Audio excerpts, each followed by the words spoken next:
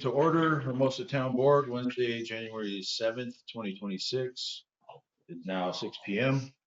We'll start with roll call. Kramer, Here. Ferguson, here. Kuntz, here. Service. Here. I'd like to thank everybody else for showing up. We have a pretty full house tonight, so that's exciting to see. Let's please stand for the Pledge of Allegiance. I Pledge allegiance to the flag of the United States of America and to the republic for which it stands, one nation, under God, indivisible, with liberty and justice for all. Thank you. So for the current agenda, we do have one small update to an item and then I think a couple of quick additions. So the one update is on new business G. It should be ordinance 154.05C and 151. That was a mistake I made. And also for 13, we need to add item decline town board payout for Tuesday, January 6th special meeting. Also for 12D, we need to add ambulance district update. So I'll make a motion to accept the agenda as amended. I'll second. Who wants it? She can have it. All right. Did you? Seconds. Okay, any discussion? All those in favor? Aye. Aye. Motion carries. Consent calendar. So I'm actually okay if we push this off to the next meeting. I'm embarrassed to admit I didn't have time to review the minutes yet. So are you guys okay with table those till the next meeting? Make a motion to table since it's kind of. I'll second that. Aaron makes motion to table. No. Linda seconds. All those in favor? Aye. Aye. Motion carries. Thank you. Conflict of interest declaration. If there is any conflict of interest in any item on this agenda, please state it now or when the item comes up. And I will state that I added item 15G to the agenda because I did have a fence that was damaged by the windstorm and I do live in the floodplain. It's not a decision point, but I figured I'd say it anyways. Okay, and if there's no other declarations, we can move on to the town and FEMA updates. So Dawn, would you like to introduce that? Yeah, we have a few updates. First on the brick grant, Terry, of course, has sent out the RFPs, and you should have them back. The closing was the 20th, after which you can make your decision, and then we can start a new timeline and catch up on that. On the generator grant, Anthony is currently working on some questions. FEMA got back to the state with 7 questions and requests that be answered from Anthony. And if you want copies of those, I do have copies. I would like one. Okay, 1 second.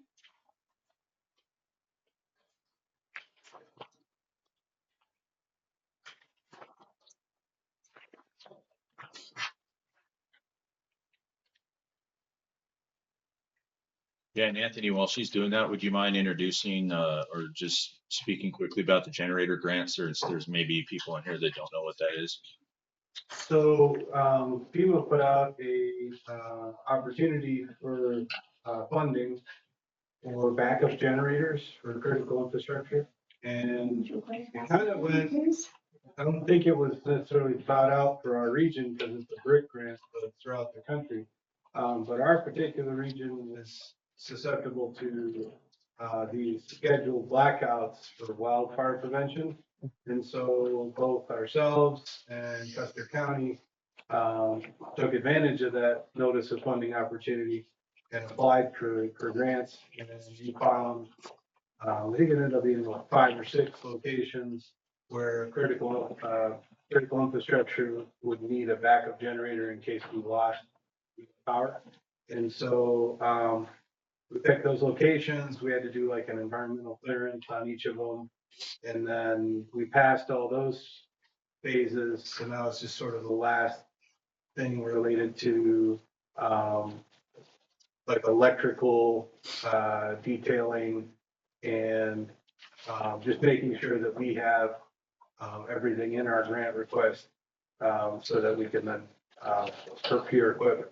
So, they look like kind of like last minute detail questions, some of which, that's why I asked for the documents. And I think I might have answered them before, but I'll sort of point out to the direct, to Jonas, Larry Jonas at the state, where we have that information, so. All right, thank you. So these, again, these questions have to be sent to the state by the 20th. They didn't give a firm date, but they said within 2 weeks. The 20th would be 2 weeks. Hopefully that moves us from tentative selection to a final award. However, that's more likely to come in February when they make their awards. So there could be more questions coming before then. We don't know.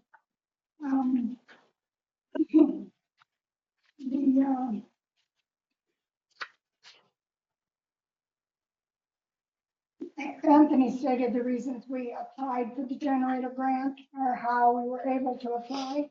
However, we have for years been trying to get a generator grant because of emergency management. We were out for 3 or 4 days, like Fairburn or the park, or, we have no backup of any kind. So this will also work for the emergency management portion of our, our town. Which, if we are awarded this grant, I would like to see the board adopt a new or a more detailed emergency communication, a standard operating procedure. I think during this windstorm, even though it was not devastating as it could be and it may have been more so for others than it was here in town. However, we still need a person out there making a statement to the public. Yes, we've surveyed the streets, they are fine, no poles are down, electricity's, going to be on, they're working on it. Just standard statements, because I did notice that several citizens had questions that went unanswered. And along with that emergency communication, I would also like to see them start a vulnerable resident registry, whether that is something the town wants to take on or something the fire department should be doing. However, I think probably the town, because we will have the generators in place.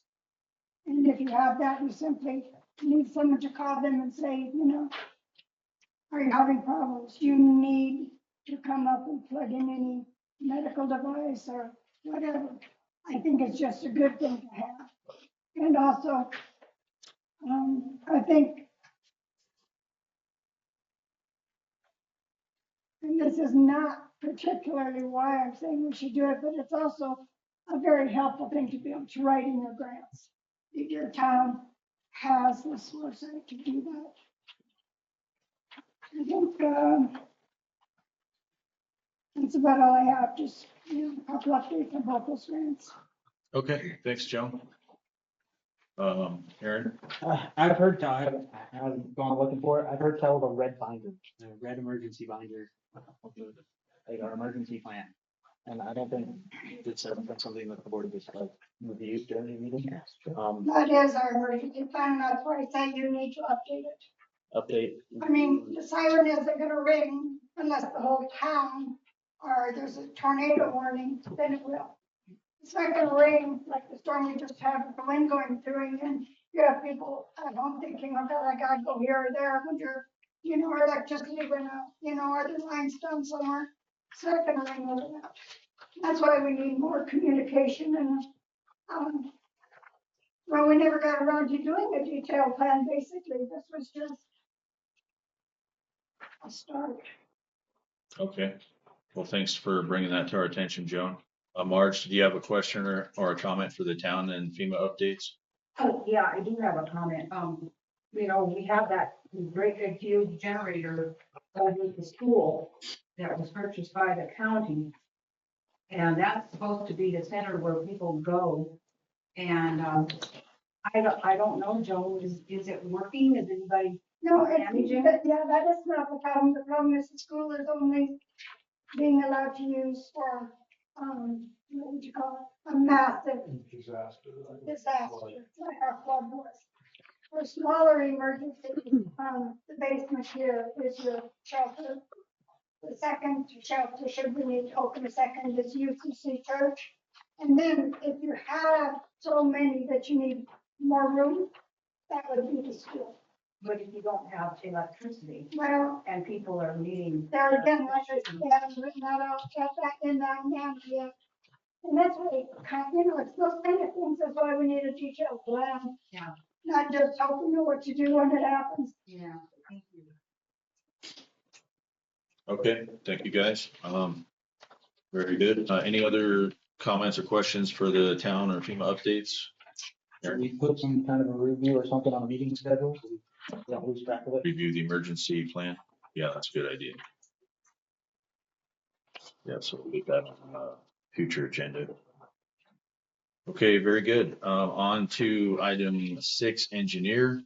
A review project plan for TIF 2. It will be used then. Okay. Dumb drive mechanic,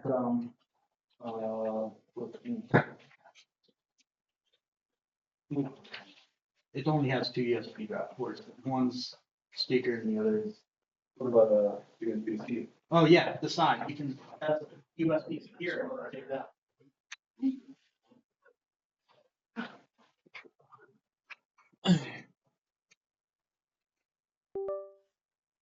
Nice. Yeah. Then you should. Oh, look, it's opening. What's the first item on the agenda? The TIF project plan. Let's open up that map first.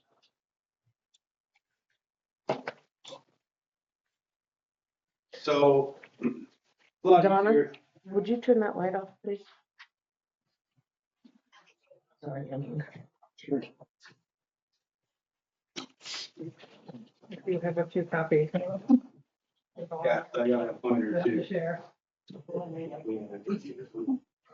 That's where isn't it? Doesn't Can't show see it up on the screen. I think they're designed out for Okay. coding on screen.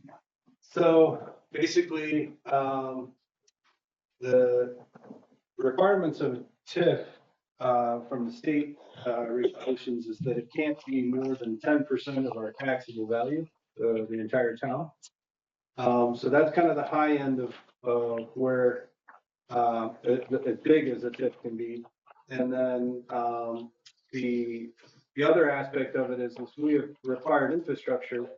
Well, also, what is the characteristics of that district? Sometimes they're economic development, sometimes they're workforce housing. They've got specific purposes, and that's what the project plan lays out. In our case, this whole area is all zone commercial, and so it's a commercial economic development TIF. TIF, for everyone, stands for tax increment financing. So basically, you have a tax value for all the properties within the red lines, and by the infrastructure that we're proposing to install, the value of those properties will increase. But what the town does is freezes the taxes at that level and uses that difference between the two values to put that infrastructure in. So that way the property owners benefit from the increased value of the property, and we use the increased tax revenue to help get them there. So it's just an alternative way of funding that the town participates in. That makes sense. And this particular tax increment financing district is to put a new sewer line in. This area right here is all without sewer. So basically, Tenaya Street ends right here. And so that sort of just is an undeveloped part of the right of way. And then this whole area is inside the town limits surrounding Roy's Drive-In. None of it has sewer. The nearest sewer line is Marie Street, and it comes across like that, goes down, and then under 79, you can kind of see that diagonal line. It follows that into town. So this area being without sewer, it's unable to develop, unable to in the case of the drive-in movie theater, unable to operate as a business. So it made total sense when we had two developers come in and say that they wanted to buy a portion of this bigger piece. They wanted to buy a portion right here. Well, they are buying it. They're in agreement with the property owner, but they would like to have sewer, and they wanted to be, I guess, to help that sewer line that's coming to their property also helps all the properties that it passes by. So that's why we came up with this. This was always a part of TIF 1, which was the original TIF from 20 years ago. That TIF was quite large. I don't know, maybe the tax values were different or however that was in the past, but we're capped at that 10%. In fact, this property right here, which is the antique store on Tenaya Street, is excluded from the district for the very fact that that would put us over. The whole taxable value of the town is 51 million, 52 million. And so all these properties added together were just about 5. So that was a couple $100,000 that would have put us over. And it already has, it's already an operating building with water and a septic field, so adding sewer to it wouldn't have really added any value to that property per se. It's just adjacent. It probably will benefit from additional businesses in here. Being all this is zone commercial, what we'd like to see is some of the businesses that the town lacks, right? It's off the highway. It's probably the most prime real estate for commercial. We have people that are, the developers that are interested in this property right here. Initially, for the first couple of years, it's going to be a depot for haulers that are doing grease processing. So they're processing all the restaurants in the Black Hills. And this is the Southern Black Hills depot. What's good about the building and the style of investment that they're making is they're planning to convert that into a car wash. It's the same style building, it's the same type of pit and drainage and everything. And so after they get their business going after a couple of years, they intend to convert that into a car wash and move that to a property, move that business aspect, which is more of the spoke of a hub and spoke model, to a more centralized facility, maybe near the railroad tracks or something that integrates with transmodal. So that's kind of nice because we'll zone it conditional on their business, and then if their business ever changes, it'll revert back to commercial. So that's the gist of it. The value or for the sewer line, well, the increment value is about 700. It's in the package, 770,000 roughly, which is about what it's going to take to put 2,000 feet of sewer and improve the right of way of Tenaya Street so that those businesses and properties can go. Other people in the district that are, some are even in the room today, like Southern RV is a commercial property in the district. There's increment there that if that property owner, for example, wanted to tap into, they could provide their own project plan or work with the town to come up with a project plan that adds more to the district. So developers create project plans and developer agreements with the town based on what they're trying to do. So there's kind of 2 phases to that. There's this property here. Is also the property owners want to develop it. It is commercial. And it goes really well with, office, retail, businesses, business headquarters, that type of stuff. Jobs, basically, local jobs. So, we're hoping to see 4 more businesses, between the end of Tenaya Street and the end of Walter Street develop. Another aspect of this district is, we have a little bit of floodplain and, wetland inventory to clean up, from the historic past of the town. So, historically, where the drive, if everybody looks behind their head, at the map of what the town used to look like, there was a lake where that drive-in movie theater is. And so, as a second phase of the district's development, we'll be working with the state and all that to address, the changing conditions that this is no longer a lake. And, there is 2, you can kind of see it here, 2 floodplain wetland,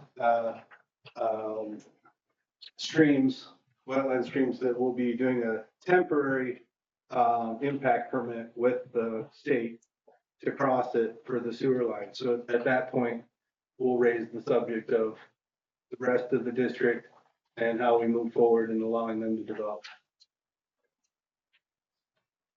So, Okay, Linda? So you're saying that puts the town at a max, for the TIF. And so there's no possibility then of a TIF 3 because we're already at a max? nope, No? it just means this tip. You could do another tip that's also less than 10% tip 3. And it just be different. Considering a different area, Correct. okay. And then what is the benefit to having like the Flying J or whatever it's called now, in this TIF?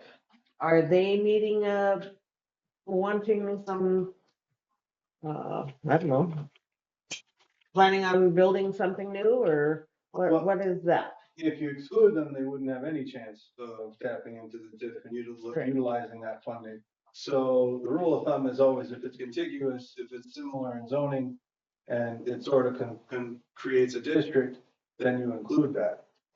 If they never do anything with their opportunity, that's fine. They do have 2 properties though, so they have this one and then they have that. And that's sort of just sitting out on its own. It's just an extension of the parking lot, but it's actually a second parcel. Mhm. You also have Nelson's back here, and he's just, nobody really notices, but he's actually landlocked, from the road. So, you know, making sure the properties are accessible, the proper easements are in place, that they don't have issues moving forward if they change ownership or whatever. Those are all parts of that a TIF can help them. Okay. So what the city or what you guys are proposing is tap into the existing sewer line underneath the freeway and bring it down to service the Flying J and future developments. Is that what we're talking about? Yeah, so Flying J gets their sewer from Main Street, Oh, so there is a sewer line there. But this property, the northern property down, doesn't have any. And geographically, it wouldn't be able to tap into that line. There's topography here. So really all that sewer that would serve this whole area needs to go to this point right here. This is lower down. Yeah, it's big time, it's a lot. So the proposal is to bring sewer into the old drive-in, to come around to the low areas. Yep. And that's what they figure is gonna be 700,000 to do, plus the improvement on the road. Yeah, under that, but that's the value of the increment. So, yeah, really the route it'll take is it'll come straight down the backside of these properties, residential properties, skirt that property to Tenaya, then come down and stop there. Oh, yeah, so they'll service all those properties. Right. Right. And then what they'll do is then on that tip, they'll reevaluate the property values and then go to the 10% tip, is basically what it is. Well, the property's values increase naturally. So all the TIF does is kind of estimate what that natural progression is. We freeze the value, because otherwise we just take taxes, right? As a municipality, we freeze what we take and we allow that to be used for funding. In the hopes that increase, that's the snowball effect. Yeah. Is there people that are gonna be developing those areas? They're gonna have skin in the game too? They're gonna. Not if they don't have a project plan and developers agreement. they don't have any obligations. So that will come in when they go to connect and do future developments on the property. Yeah, I mean, in other words, let's say you are in this district and you don't have a developer's agreement to do anything with the increment. The town will just collect it as taxes, right? So, but if you decide to do something, then from that point of that tax value date, you can utilize that to create a loan, a bond, they call it, and draw from that for your project.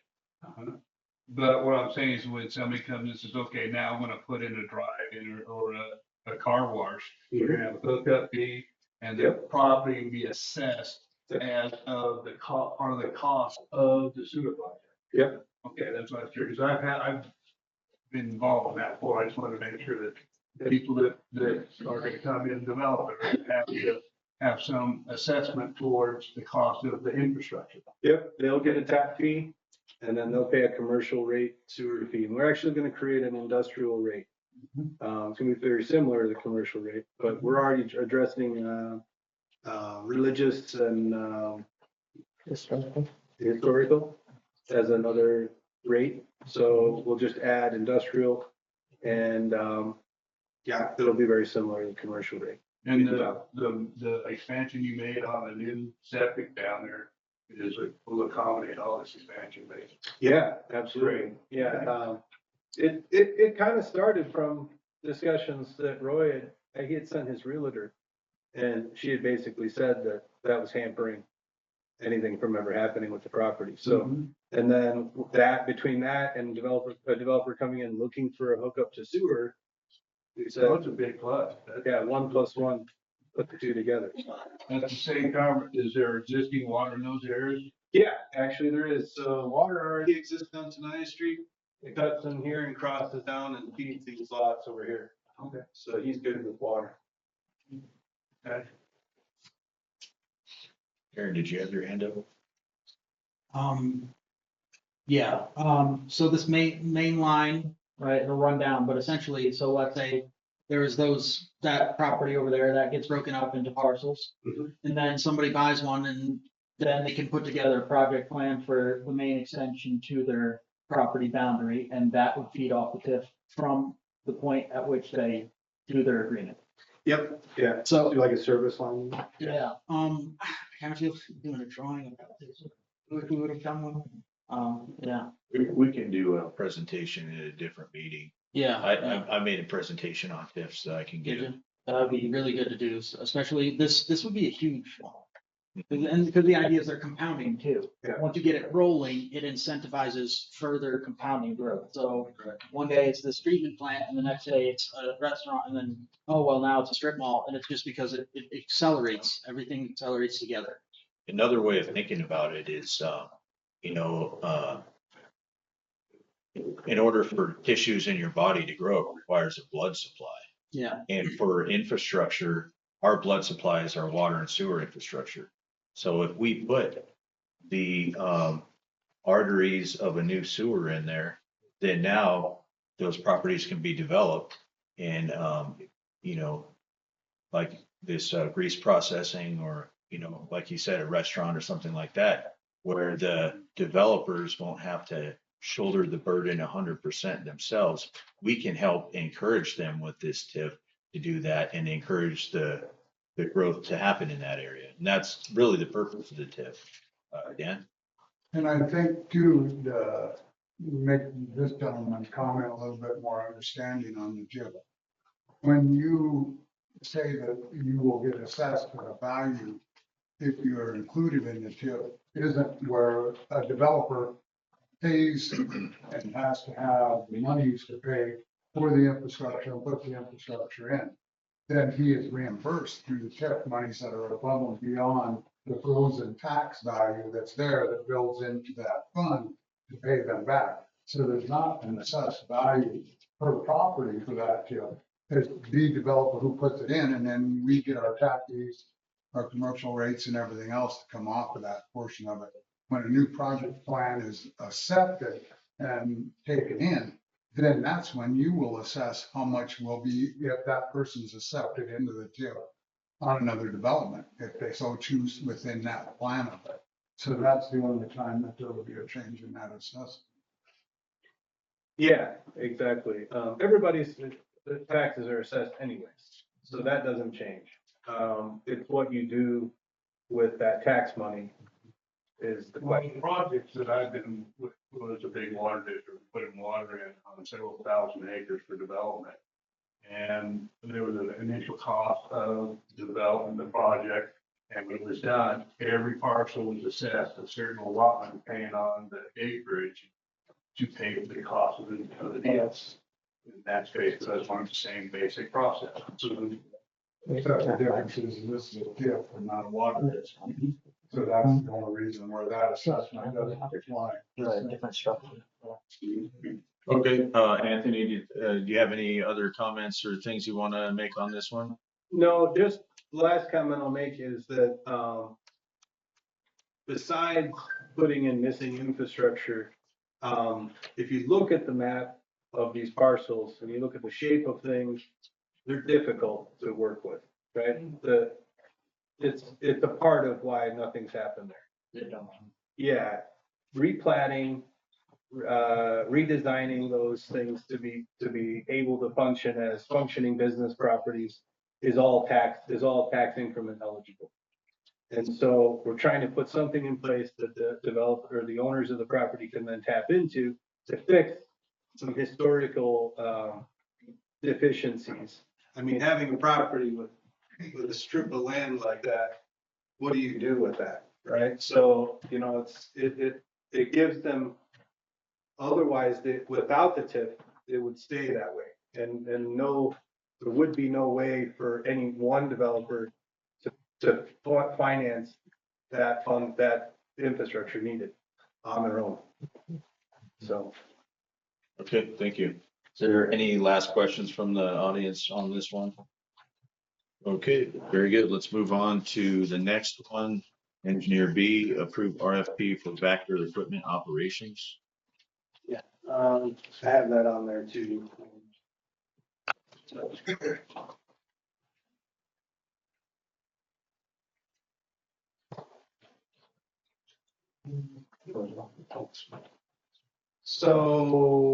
it's just a 2-pager, so that's it. Sorry. I don't know, we can zoom in. Yeah. We just make it 1 page. The people in the back struggling with the last.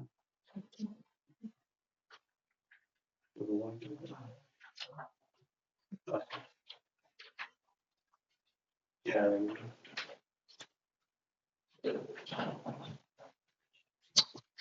I got a control button. There we go. Okay, so there was a list of things that, were requested of me to prepare, RFPs for. So I had to try to figure out how to tackle that. And so the one thing that I thought was important, because the FEMA grant is kind of getting back on track, and we know we're gonna need our Vector truck, to support that grant.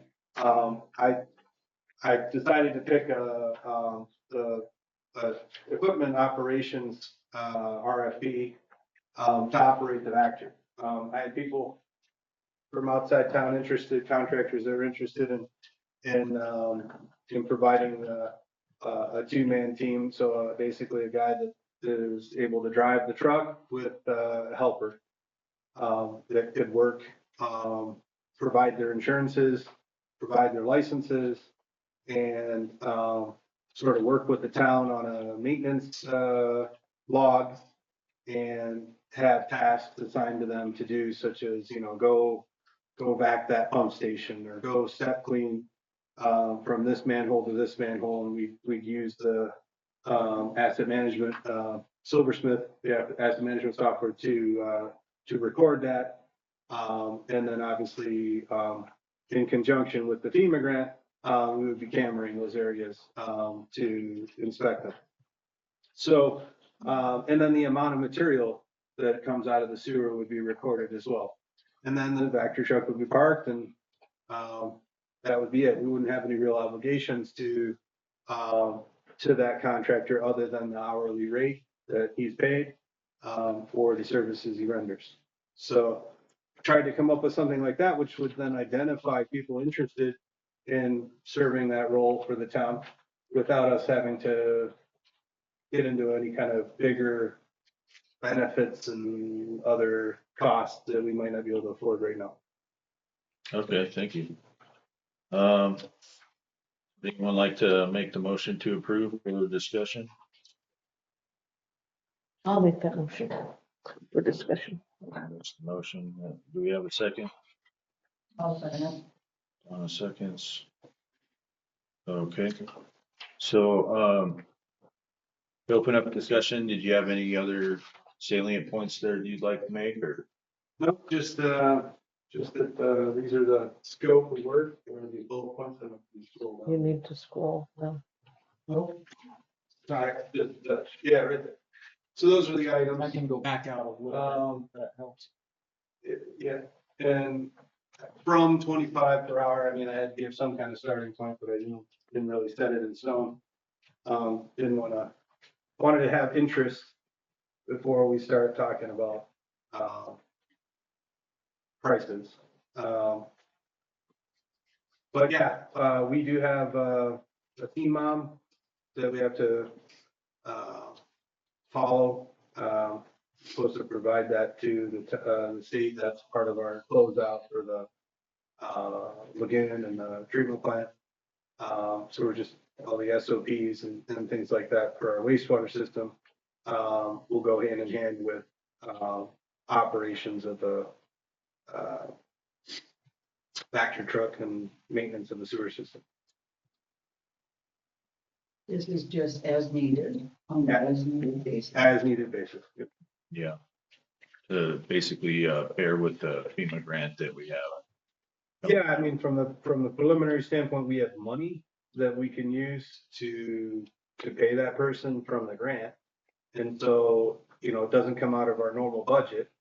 But it would then identify, people that we could turn to provide that service, after the grant's scope is over. Okay. Any other questions from the board? Aaron?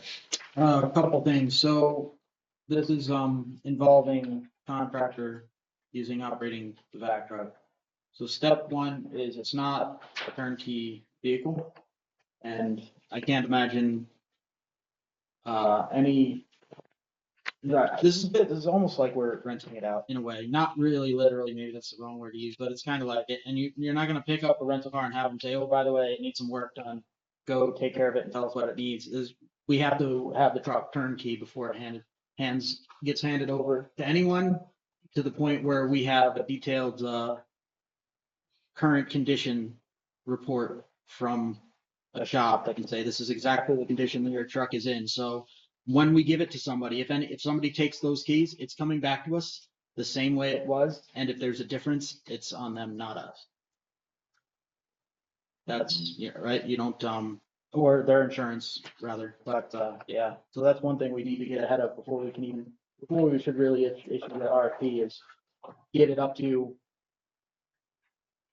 you guys go figure out how to get the blower fixed. You guys go figure out if we need to replace that jetting line. We should have it so that if the contractor takes it, we know that it's fully operational. Otherwise, I think we're opening ourselves up to a can of worms there. Does this RFP include the contractors where we would be requesting under this to perform the maintenance or to be in charge of the truck maintenance? Perform routine equipment Okay, inspections and there it is, maintenance yep. checks, and then that's another transfer for scheduled repairs. We would need to designate the repair shop. We would need to set up a regular, routine inspection and maintenance schedule. That repair shop would report directly to us with the condition of the vehicle so that we have absolute oversight. As a bare minimum. Whether or not that needs to be in the RFP is another matter, but if we Okay. own it, the citizens paid for it, so we need to make sure it's being taken care of and respected. Yeah, so sounds like what you're saying is you would like to see item 2 adjusted to take that into account then? If necessary. I mean, I don't know if that's something we need worded out in the RFP, but So I thought Must be once understood. we had interest, we could be open book with the person and say, this pony motor's gotta have a new clutch. And so before you're really gonna be able to use this truck in a big way, can you work with us to transport it to the repair shop? The repair shop will repair it, you'll go back and pick it up, and away you go. And we'll Right. start assigning tasks. I just thought at least we'd have somebody that could even help us with transporting it to the shop. And then they know if it ever breaks down again, you take it back to that shop and we'll get it repaired. Yeah, that sounds good. Yeah, and really, Aaron, to your point, I agree for the need for more of a third-party inspection as well. But they should also be in charge of doing routine Like day to day, inspections. right? Like walkarounds essentially, Right. things like that. Right, so that they can make sure that it's in good enough working order for the work that they're about to do that day. And then afterwards, they can at least have an opportunity to take accountability for anything that may have happened. I mean, we don't expect it, but we have to cover our bases if something were to happen. Yeah. But then I also agree that we should have a third-party inspection of some kind that can, verify the condition of the truck, uh, as compared to the reports from these inspections. So Mhm. I think that's an important point that you made there. Donna, Is this going to, the truck is just gonna be used for our town? They're not using it for anybody else, for another town, or it's just for Hermosa? Okay. okay, thank you. Yes, sir, and then Joan? Can you lease this truck? Is there a company that performs the same service? You don't have to go the expense of purchasing a truck? We already have one. We You are, already have one. Oh, Yeah, we I'm already sorry. have. I didn't know. sitting down about. We got it on the cheap. Oh, okay. All right, thank you. Anthony, did you have a? Sorry, I was just gonna add though, to Donna's point, we would want to try to use more of its functions. So it does more than just clean sewers. It also can hydrovac. And so we'd want to get it to be doing that because you can do hydrovacing of areas where there's multiple utilities. And that's really the way to do it so that you don't hit the utilities. And also we have a list of places in town that don't have cleanouts for their house. You can do a clean out using the vacuum truck where you don't dig up the whole yard. It's called a hydrostop. And so, or not hydrostop, it's called a vacatee. And you vac basically a hole over the pipe and then you click on a clean out and you pour out the coupon from that and now it has clean out. And then you can backfill. And so, using all the functionality of the Vector is probably better than trying to lease it out outside town. Aaron? Yeah, just to that point, Hill City and I can't imagine customers, they listed all the features that it has that they never even considered using because they use it to jet and they use it to vac. And there are a lot of knobs and levers they never touch. Some are broken, some are missing. That's why I say we need a top to bottom analysis of what the truck full condition is. Because if we're doing more than just sticking a vacuum in a line, Right. yeah. Yeah. Joan? I was just wondering, were the repairs to this equipment so specialized that neither of our local shops can work on it? I reached out. Tom's or Shane's? I reached out to Tom's and they said they were too busy. And so, Chuck, did you talk to Christine about Check on this? here with Shane? I know for a fact he's worked on those before, because I worked with him when we were working on a sand truck. Okay. Chuck, I vaguely remember you saying something that you talked to Steen about it already. Is that true or? I did, yes. Okay. And, matter of schedule, that you looked at. Okay. All right. Well, I guess let's get that inspection underway and then figure out what we need to do or what else we need to do that we don't already know about. Yes, sir. Yeah, just to note that we're looking at an inspection right now, not go do a repair and then send it to bill kind of thing. Make sure that's Right. where we're at. So it would really be, yeah, that's a good point too, is it would really be just to A diagnostic. a diagnostic inspection. So, thank you. So, just to identify the things that we need to do to get it all the way up to speed. So thank you for that. Are there any other questions or comments out there? Anthony? So one thing that I've experienced with FEMA brick grants is that we'll make the town, when it's using its own equipment, it makes a log of the hours that it used its equipment, what that hourly rate's worth. And then we submit that to the FEMA coordinators so that they can reimburse the town for those costs. So when we bake in any cost to repairs, the thought has always been that we baked it into the hourly that we're recouping from the grant so that it doesn't come from our budget, it comes from the grant. That's always been the plan, I guess. Okay. All right. Thank you for that. Joan? Um, Just a quick question. I was wondering, have you gotten the final accounting from Benish yet, so we know what we have left of the grant? Yeah, we have, and that is on the claims. No, I haven't paid it yet. I just got the bill, Right. like 32,000. Yeah, but it's on the claims for approval tonight, yeah. Right here, isn't that it? Okay, yeah, I guess I did. Didn't I? Okay, perfect. Yep. So there's 400,000 left. Yeah. Aaron? Scott just did a whole lot of work for us on all the insurance and everything aspects. So just for the motion, I think we should modify it and make sure he looks, if there's any wording he wants to add, that make sure it lines up with everything we found out about the insurance aspect issues and so on. So that wording's in there. Okay. That's I guess I don't have a problem with that. Does anybody else having an issue or? On the RFP, or it means the initial? just the RFP to make sure that if you think there should be an expectation for them to ensure they're in the Should be school. scrolled on. Is Yeah, that? let's see if he's got it in there. Yes. Yeah, so he's got some. It's a pretty good concurrence limit there, so. I think, I mean, that satisfies me if they have that level of coverage. Nice. Well, that was easy.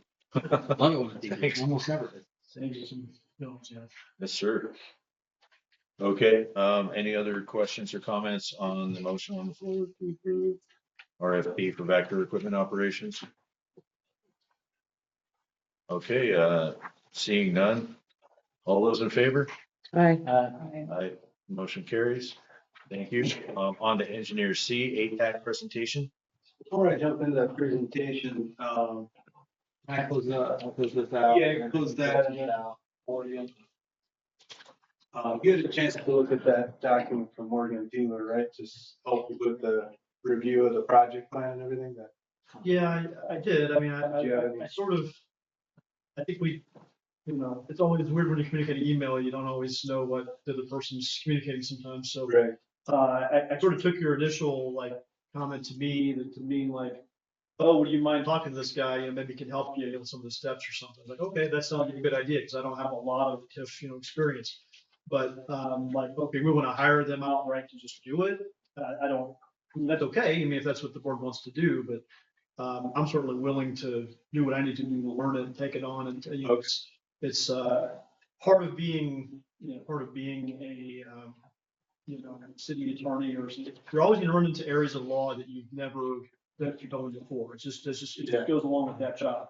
So you got to be open to kind of being able to dive into a new topic and being able to kind of, master it. And so I've been reading up on it. I know what the steps are supposed to be. I don't know, again, if obviously if the board wants to hire outside counsel to do that, I can't tell them no. That's their choice policy wise, but I'm willing to do whatever I'm asked to do. So in the past, what I've done in engineering is and it's very pertinent to my next presentation about ATAC, I would identify a peer reviewer that could do a peer review. It isn't a full-blown service because you'll do the majority work with Neil. You'd work with our town planner. But then if this person was at least approved to, in an hourly basis, to do like a QA/QC or something like that.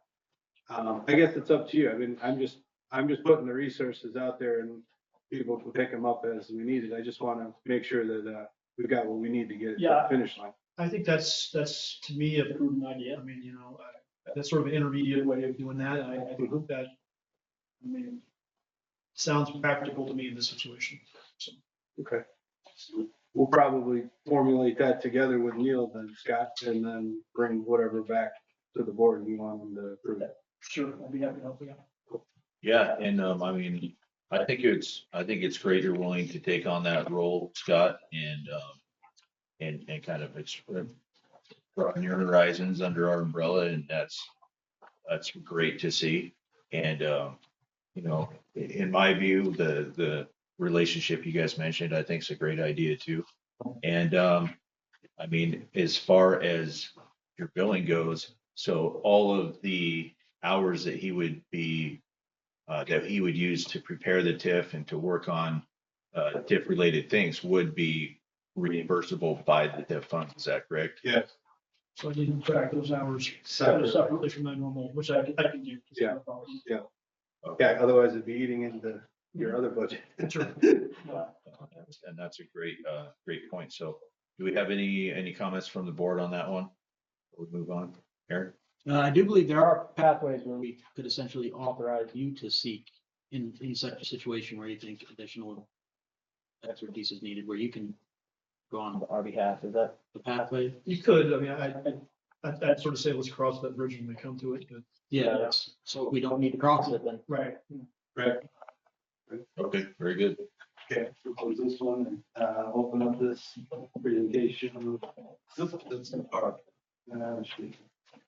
Let's do this PDF. Let's close that. Let's do this PDF. Yeah. So I have a bigger PowerPoint presentation, but I just wanted to keep it to 13 slides so that we're not here all night. Thank you. So I was asked to present because the entity in which I'm providing my services changed from, what's going on? Oh, there we go. Changed a little bit. And so I wanted to give a little presentation of my company, ATAC, Anthony Theodore and Company, and who we are, who are the main people that support the town. A lot of the faces you're going to see have been working for the town for the last 3 years. So, you know, a lot of my team stayed with me. I actually didn't lose anybody except for our intern, but she wasn't really a full-time employee, but she's still a student. So we're still full service civil engineering and resource management company. We do civil, municipal, environmental engineering. And we pride ourselves in sustainable solutions for compliance and technical excellence. So engineering operations, resource management, primarily to serve communities of our size. So communities that are trying to move to that 500 mark, which makes us a class 2 town, makes a whole different organizational structure when we get to that threshold. But until you get to that threshold, there's a lot of challenges in terms of resources and how to manage limited resources. And that's what we try to specialize in. Next. So this I'm just going to go over one, which is the company overview and core values. I put these other items in, so if you want to go to gotheodoro.com, you can see our civil site development, our municipal and industrial water and wastewater treatment solutions, projects we've done in road, bridges, retaining walls, both design and inspection, our floodplain management, which I'm real proud of because it's a team member I picked up while I was in corporate. And real happy with the way that's moving forward. We'll also do environmental clearances and water resource modeling. Sewer and pipeline inspection, something I did in Michigan. We had a sewer mainline crawler for 7 years, and I had a team that did, you know, mainline, lateral launching into service lines, the whole 9 yards. And then municipal planning, funding, and grant writing. We talked a little bit about how unique funding opportunities, either with FEMA grants or with TIP funding or anywhere we're in between that we can be creative to find funding and free money for the town. Next. Okay, so this is a company overview, guys. Okay, so something a little bit people don't know about me. So I started out my career with my own business. I founded a company called OKB Theodoro in 2007 in Florida. At that time, my area of expertise was custom shoring design. And I did a lot of designs in South Florida and the Caribbean. And that was a really good business, despite the fact that it was beginning and during the recession. So, it was a niche market, shoring, it was basically structural engineering. And then, that led into geotechnical engineering, which is soil mechanics, which I taught at Florida Atlantic University. And that company, OPB Theodora, opened a subsidiary for the U.S. Department of State and Department of Defense that was rebuilding the country of Haiti after the 2010 earthquake. And I went back and forth from Florida for 4.5 years, doing projects, civil site projects, structural projects. I did built 3 prisons, um, designed them all, seismic resistant structures. And then in 2012, we founded a subsidiary called Arctic Engineering Supply. And that's when I started getting into water and wastewater. Department of Environmental Conservation in Alaska needed an engineer that would work first on the Alyeska pipeline. It was a geotechnical issue, and then later with the rural communities in Alaska that had no water, wastewater treatment, because of permafrost and other things, they had a lot of challenges. So that's when I got into that, and those were technologies and equipment that I would import to Alaska. And so that's really where I started into water and wastewater, was when I was on my own in 2012.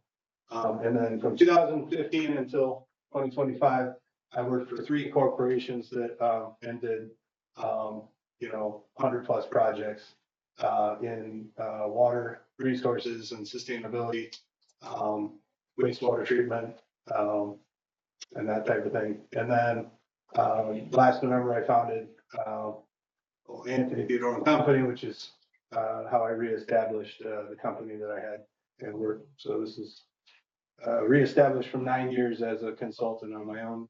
And the way that I organized myself at that time is how I organize myself now. I try to have very little overhead. So my relationship with the School of Mines allows me to utilize all the conference rooms at the Devereux Library. So if ever I wanted to have a meeting with anybody, I can reserve a conference room. That's the address in Rapid City. It's less than 20 minutes away. Otherwise, I'm at my home office, which is that red dot. Or on the weekends, I'm up at my farm in Island, so near Belfish. So this is me. And like I said, I founded a company in 2007. I got my professional engineering license in 2011. Alaska was my first state in which I had my license. So I still have that expertise in structural and geotechnical engineering. I do get contacted from time to time by companies that are consultants I worked for in the past that want me to do projects. But I've done 100+ projects in water resources, sanitary sewer collection and conveyance, water treatment, wastewater treatment, biosolids management, and civil site development. I'm licensed in Alaska, Florida, Michigan, and South Dakota, and as of the 5th of January in Texas. So I have a lot of experience in FEMA, for what it's worth, if we still have a FEMA. But brick I've done 2 brick projects other than the one we're working on now. One was in Michigan, and it was a bridge where we were lowering the floodplain elevation by making a full bank width bridge. So taking out an old bridge that was restricting flow, causing the floodplain to rise, making it a full bank width bridge, and lowering the floodplain, which eliminated a bunch of flooding in a whole apartment complex in New Baltimore, Michigan. The other one was a community called East China, which had a whole neighborhood with a pump station in the floodplain. And so FEMA is really big on making those structures flood-proof. And so I did 2 for that town, which was kind of unprecedented that one town got 2 FEMA brick grants. And I've been your engineer since 23. Next. There it is. So, that's all fuzzy. So that's Neil. Done. Many of you have seen Neil Putnam before. He's our town planner. So Neil's real big with public engagement. He's done a lot as a town planner, 23 years as the planner for the city of Mitchell, South Dakota. He prepared comprehensive plans, growth policies, transportation plans, land development code, aviation zoning analysis, private development. He has expertise in historic preservation, which he really likes, housing policy, Main Street programs, and he's always engaged in something with planning, National Planning Association and that type of stuff. He's still really involved in that. He has a pension from Mitchell, so, he has an income, but he loves to stay busy, serving as many towns as he still can. And so that's why he stayed with us at ATAC, and he, worked with town attorneys and everything to develop, funding sources and land use code and extraterritorial agreements, et cetera. So that's Neil. Neil's a straight up ATAC employee. Next is John Burkhart. As you can see here, changes to expert network partner. It means they have their own company, so they're doing other things other than just working with ATAC. With John, in John's case, he is primarily a water wastewater operator. He's a graduate of the School of Mines here in Rapid City. He's an expert in RBCs, not just from Apple Springs or here, but from Wharf. So the RBC system is something that James Whitcock developed up in Lead at the mine, and that's what is used in the 70s when they had to meet the Clean Water Act. They got real in a big flurry on maintaining their compliance, their EPA compliance. And so John, in the beginning of his career, was responsible for all the environmental testing of water and spring sampling, air sampling, and doing the mapping and surveying of their reward resources. That's what got him into becoming an operator. And he liked the sensors and instrumentation side of wastewater treatment and operations. So he opened his own company, Black Hills Technologies, which focuses on that type of thing, and also IT services and solar, powered instrumentation and things like that in remote areas, right? And so that's what he's all about, and that extends into PLCs and SCADA controls, and his ability to kind of work through troubleshooting all those things. His sons got him into opening a construction company, and that's how he's also gotten into being a building inspector and a building official. So he supported us. So he's 24, doing whatever building official needs we had. Next. So Dan Fife is our certified floodplain manager and hydraulic modeler. Dan and I worked together at KLJ. So I picked him up from my time in corporate. He's also on his own. So he's an expert network partner. His company's called Dakota Headwaters. So he has projects in Fargo, North Dakota, and Moorhead, Minnesota. But he has the ability to work with us. He works with me on other projects. And so his real passion is HEC-RAS 1D and 2D modeling, which is a really detail orientated model that tells us what happens. 1D is what happens in the different years of the floodplain, 100-year flood, 200-year flood, 500-year flood. 2D modeling is actually what you see where the water actually goes during a flood. So there's a big difference, and the 2D model actually helps flush out areas that we never thought were susceptible to flooding, and maybe even how flooding extends beyond areas that are considered the floodplain. But it also delineates things, helps us to justify our interpretations to FEMA, to the U.S. Army Corps. And so he's real critical in that, and be real critical in when we're cleaning up the TIF district with that wetland and floodplain related things. He's already done actually a model of that. That's called the Billiver Creek Reach, and he's already done a HEC-RAS model for that. He did it for fun. I didn't even pay him to do it, so that was kind of weird. So then, US Army Corps 40410, that's the activities that you go through when you're doing impacting. And so some of the examples of things he's done in the past, these were, all three of these projects I was involved with.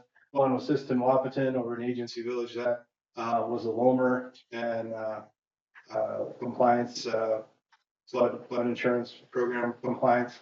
And then Freedom Estates in Box Elder, that was a project that there's a whole floodplain there in Box Elder. And that was a pretty extensive Lomer that he completed for that developer. And then he did our HECRAS model for our lagoon expansion. He's the one who did all the modeling to allow us to move forward with that we proved we didn't have a 1 foot rise and they let us build. Next. Okay, John Kopp. A lot of people don't know, but John and I were the ones that designed the lagoon expansion together. The 4-cell lagoon was his idea. He did one before. He's Canadian. And so he did quite a few of those in the prairies of Canada and Alberta and Saskatchewan. And so he's got a PhD from McMaster's. I think that's the only place he ever studied. He's from Hamilton, Ontario. We've worked together for the last 10 years. He helped me. I found his partner at a conference in the University of Michigan 10 years ago.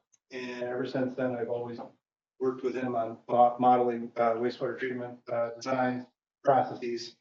And so that was a city in Baltimore that we did our first project together on in Michigan. He's authored 3 books on the subject of modeling and development of simulation-based protocols. He's actually one of the co-developers of Hydromantis, which is now owned by Hatch. But it's like one of the premier softwares for modeling in the world, for modeling wastewater treatment. He has like the only unlocked version of that software. It's called GPSX because he developed it. And he also helped develop CapDetWorks and SimiWorks, which are what we use to train operators in operations of treatment plants. We basically create the treatment plant for them, and then we let them break it, but it's offline, right? It's simulation, and then they can see what causes failure and what is the cause and effect of the things they do when they're operating a plant. He's done numerous treatment process models in the United Kingdom, Mexico, Canada, and the US. I think his dad's British, so he has done a lot of work in the UK. And he helped us with our 4-cell lagoon system. Next. Oh, Mark. So Mark Sanity, we worked together for 10 years as well, also from my days in Michigan. Mark is probably one of the best designers I've ever met in civil site development. He knows his stuff, and he's learned actually a lot since we worked together here in South Dakota. He does municipal, commercial, industrial, residential projects. He did all the drawings for our wastewater lagoon system and our treatment plant. He also has put all the documents together for our wells that I just submitted to the state for our new Madison well. He's excellent when it comes to road design, grading, pavement, and wetlands and floodplains, feasibility studies, topographic surveys. Some of the other projects he did here with me, we did a project for Sahita, which is the Ellsworth development. We designed the water meter building and the booster station that are up on Country Road, north of Box Elder. We did all that when we were together at KLJ. And then he designed our north water tank, including all the plans and permitting. And him and I actually did a project in Pine Ridge, replacing all the water main in the town of Pine Ridge. So his company is called Blue Water Drafting Services, but him and I have been together for 10 years. Next, this I think is the last one. Troy. So Troy is, he was actually the city engineer in Moorhead, Minnesota. I started working with him back when I was at KLJ. And then he's also subsequently gone off on his own And Old Stylus is the name of the company. He's a little bit like Mark, but he's got his own areas of expertise, especially when it comes to hydraulics and hydrology, drainage, changes to the floodplain. He's real good at that, taking basically a HACRAS model and converting it into a set of plans. He has an interesting background because he's very hands-on. Did a lot of work with DOT, and did a lot of work with ADA compliance. So like sidewalks and that type of thing. He really likes doing that type of design. Doing record drawings, like if he's helping Neil do things for planning or grant writing. And then vertical structures like bridges and overpasses, like pedestrian bridges. That's something like his area of expertise. So that's Troy. Next. And there's only 2 more slides. And so just our mission statement. So we want to be a recognized leader for small communities in water and wastewater management, adopting innovative technology and sustainable operations. Help small towns get over that 500 population hump. Building industry partnerships and finding continuous ways to improve the infrastructure that would allow them to grow. One key thing that kind of built in here, it's a different slide for a different presentation, is that bringing in technology that's what we call technology readiness level 6 or better. And what that is it's already been proven in the lab. It's kind of gone through different pilots, but it hasn't found its home in a scale up. Small communities can find a lot of value in that. And a project that I did like that was in Roberts, Wisconsin. There's a town of 1,200 people, so it was over 500, but it had a real big truck stop because it's right outside of Minneapolis. And so they adopted a technology called a photobioreactor to treat their wastewater because the permit levels they had were unknown. They had never seen levels that low before. They were given like an impossible permit. And so they actually met their permit with that photobioreactor. It's the first of its kind in the world, that unit. It came out of technology readiness level 6. And so it was the first full scale treatment plant, but the town's very proud of it now because people come to visit it from all over the world, and it produces algae actually in the tubes. And I have pictures of it on my website that you can check out. But that's kind of the thought behind how do we think outside the box to bring, because that community can always ask for funding, right? Because they've got something unique. They got something that people want to see in other towns. And so by not having kind of getting over a little bit of a fear factor, which is always the big thing, but not being afraid to be the first is a key core value to guide growth and helping the community get comfortable with that, doing visits to other places to see how that all worked out is a key part of our mission statement. Last slide is just projects I've done, achievements that I've had. I worked from Florida, Michigan, South Dakota, and Alaska. Projects in Alaska were mainly in the Copper River Valley and Eagle River outside of Anchorage. Here in Hermosa and Apple Springs, and then in Michigan, New Baltimore to East China, and actually every community in between. There was 10 communities. And then in Florida, mainly in the West Coast on Immokalee, which is outside of Naples. I built almost half of their schools. And West Palm Beach, I did some pretty good size mid-rise apartment buildings, doing other custom shoring. Jamaica, I built the University of West Indies Law School in Mona, Jamaica. And I was in Jamaica when the earthquake happened in Haiti. I could feel it. I thought my trailer was moving. The job site trailer was being moved with me in it, but it was actually an earthquake, 6.8 earthquake. And so Haiti, I went to after that. So that's it. All right, thank you. Well, after all that, I believe you could have gone longer. Anyone on the board have a question for Anthony regarding any of that? Linda? So you specifically made mention of the 500 population. We're not too far from that. I kind of think we might hit it at the next census. That That won't mean that we'll need to get a new engineer because we're over 500. No. No, you'll carry us until we're a first-class municipality. Yeah, it'd be 5,000 people, but, there's still a lot of growing pains as you hit 500. It isn't just all end at the 500 mark. I agree. But it does make a new dynamic. It'll move into the aldermanic system of government. We need either a city manager or a strong mayor. So it'll cause a different dynamic of how do you work. If you have a city manager, you gotta find something for that person to do. So I'll take more of a consultant style role instead of more of a hands-on role like I do now. Okay, thank you. Anyone else from the board have a question? Or Terry, do you have a question for me? Okay. Anyone in the audience have a question for Anthony? Oh, wow. Okay, very good. Well, looks like you answered all the questions up front, so thanks for that. So let's, a quick reset. yes, sir. Yep. So let's, want to do like a 5 minute?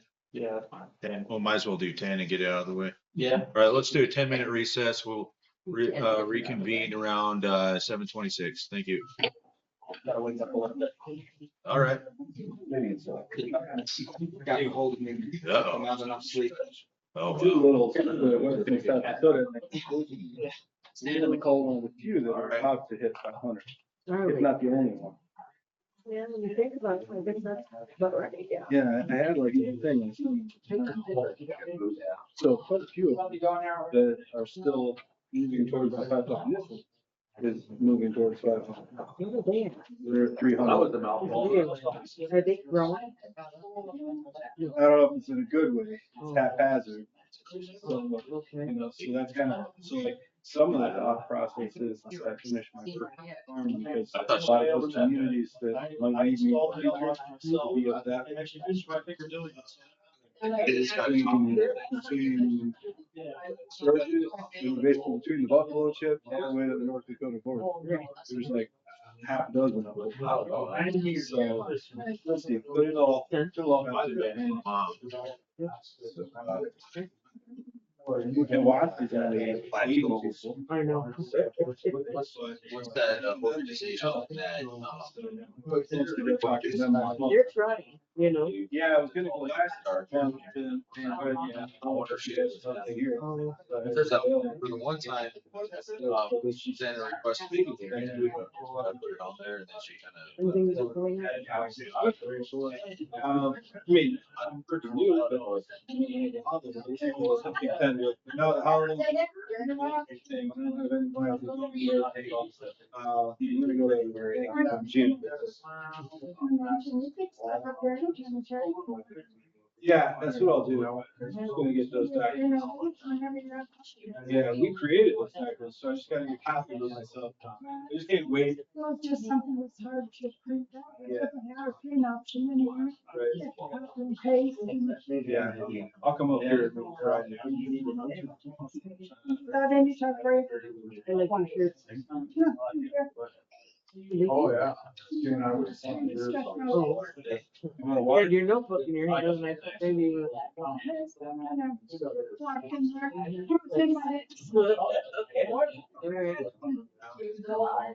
Did you go check out Lon's work?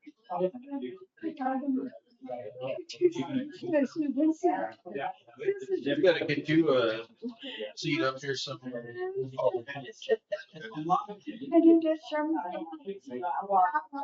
So we can have the attorney and the attorney. Actually, some other problems, actually, you didn't go back and. Made a building plan.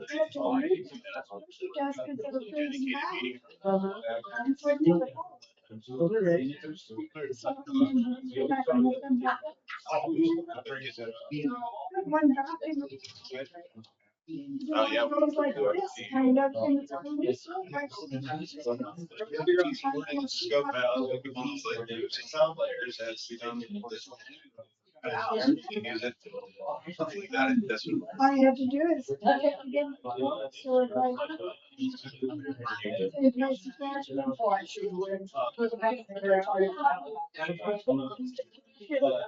It's just always there. she has to run this place, so she doesn't get paid for rework. Have you heard anything from the protesters that are gonna be?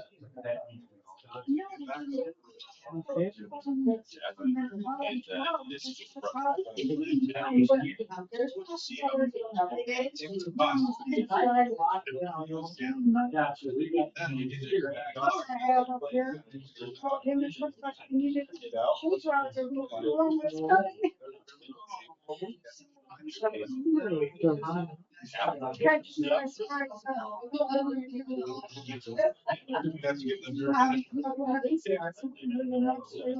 Right, right.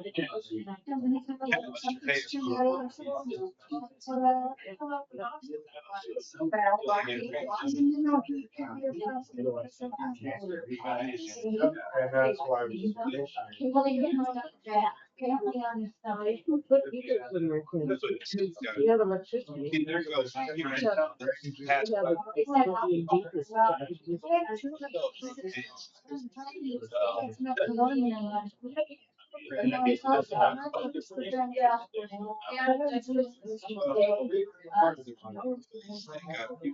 They have something. I think I'm gonna give out sheet rock and then, no, I'll pay for the sheet rock. Yeah. Tell her your side. I said, Yeah. you need to bring the key, rather than just 5 times a day when you leave. It's like, You know, Yeah. have a job.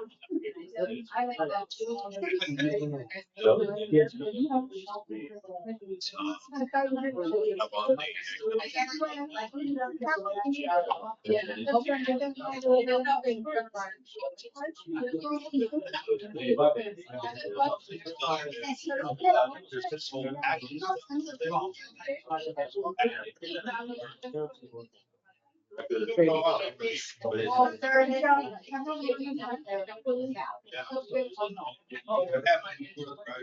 about Okay, yes. He got.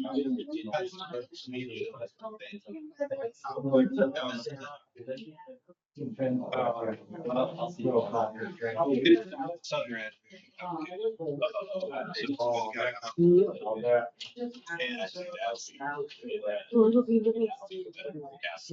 Moving forward again.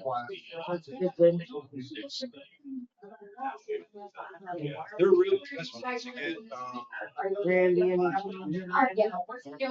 Any change, Randy?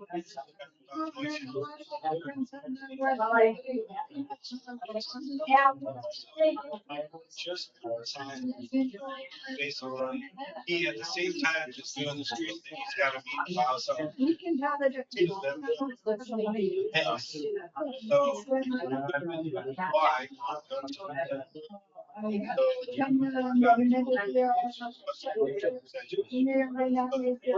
Suggestion about $8,000. So I went to the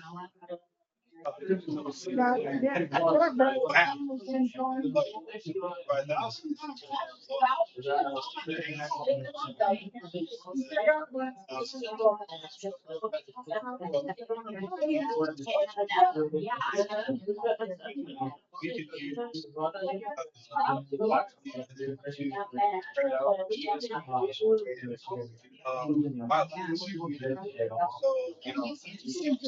so, you know, get like investment, like let's say 250 investment,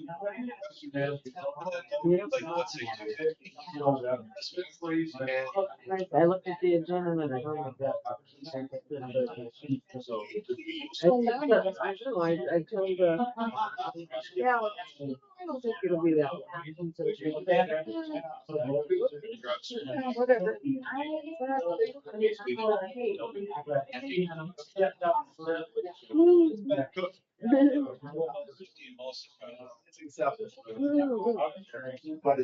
Thank you, I know, I try not to do it. Drink more water. what's next? You're rolling. It might be something where I take off my shirt. You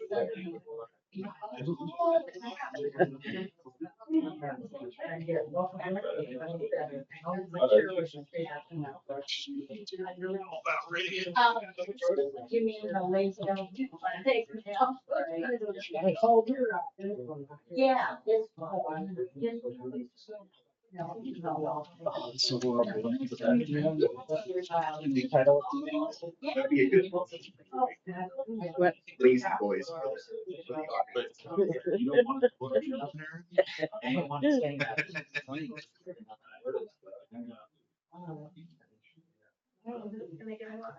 Okay. They shot that 1 million. Moved it home.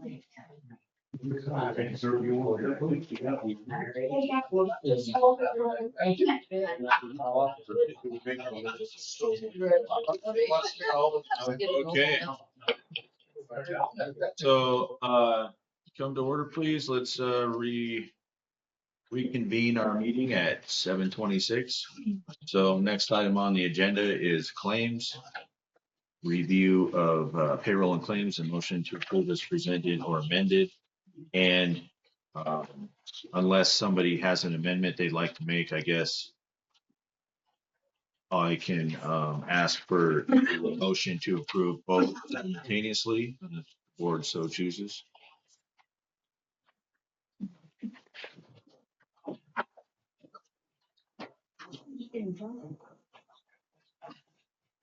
I make a motion, we pay the claims as presented. Okay, and for clarification, are you asking to pay the claims and the end of year claims and also the claims for approval specifically on January 7th? I think we should do them separately myself because of the year end thing. Okay, So we're gonna do the, you want to do the year end fund? Yeah. Yep. Hey. okay, that's fine. So we're, okay, make a motion to pay the year end fund. I'll second. Okay, Donna makes a motion, the year-end claims.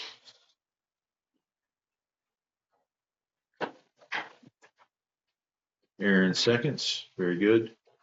Do we have any discussion on these ones? Linda? Well, you gotta mention the very first one. I mean, how do you not? Really? I mean, California State Disbursement, Child Support, $437.50. Please explain that.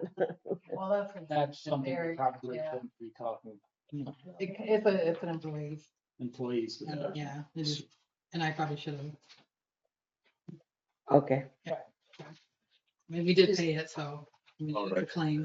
Yeah, so do we have a question on any, do we have any questions or comments on any of the other items?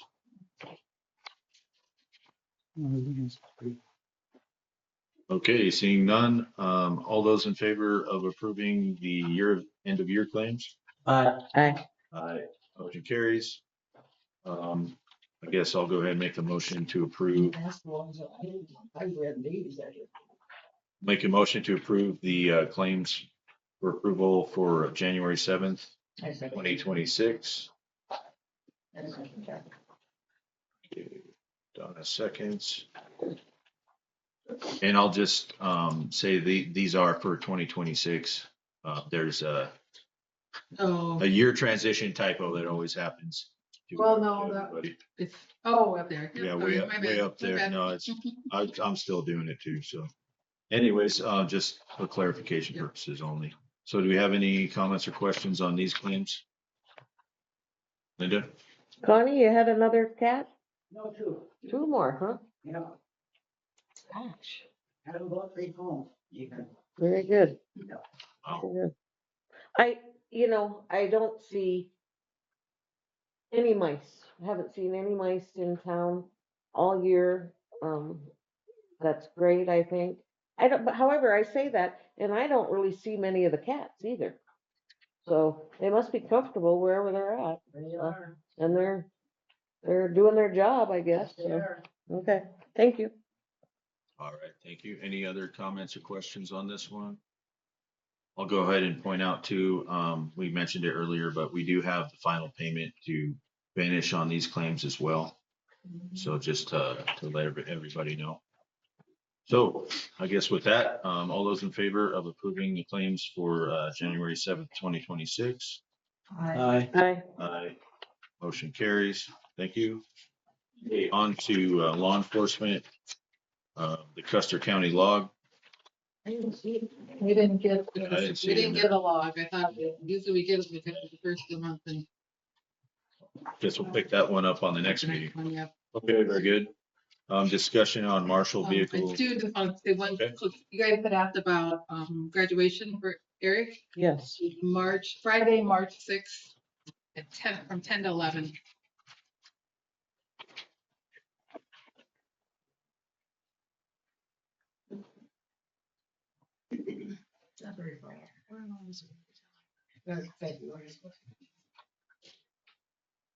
And that will be In Pier. In Pier.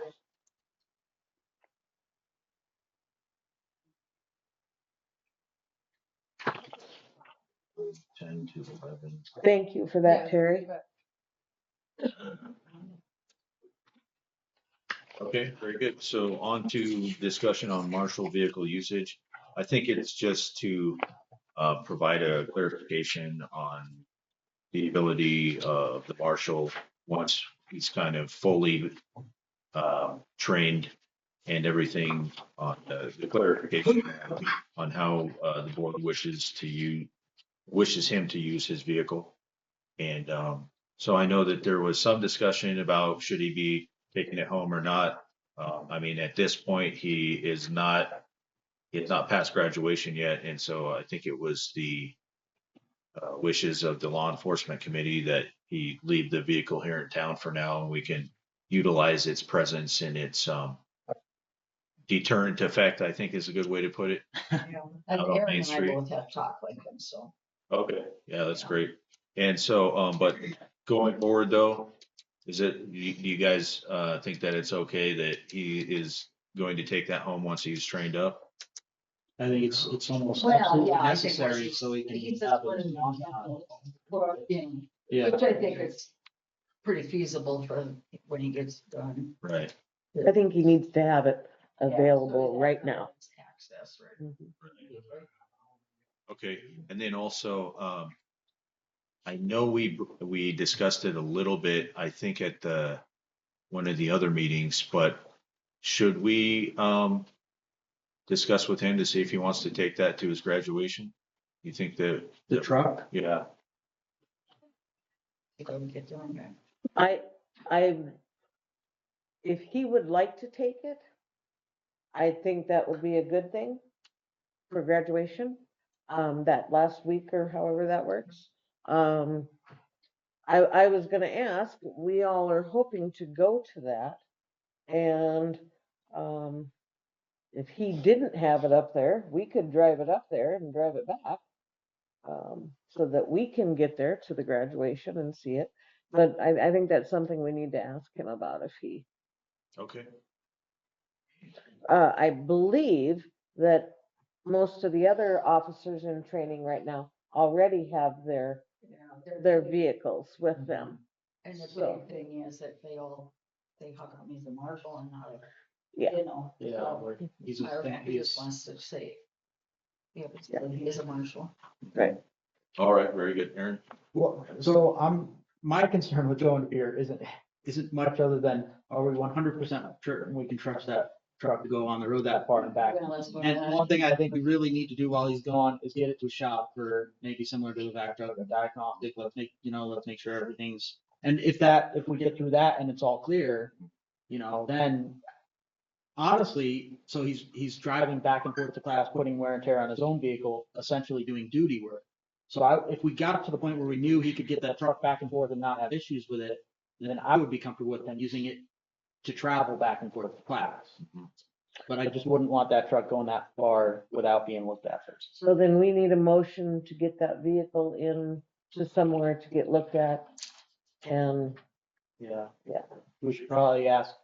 Well, I think we'll have to do that at the next meeting, right? We okay, can approve a budget to Yep. take care of it out of the presumably out of the lawn. Law enforcement. And, New year, new month. yeah, there you go. Get that looked at and then, go through, do all the fluids and everything like that, check it up and everything that we need to do to ensure that it's gonna be fine. Dan? I know before, in normal maintenance, you didn't need a motion, it was just part of the law enforcement, you just did it. Oh, okay. Because of the safety and welfare, feeding of the vehicle. So, to me, it's you finding a comfortable place where it's going, at the appointment.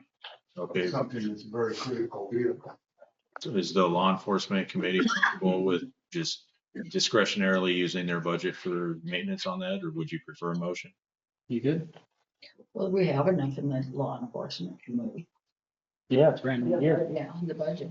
I think we got like 1,500 just for vehicles.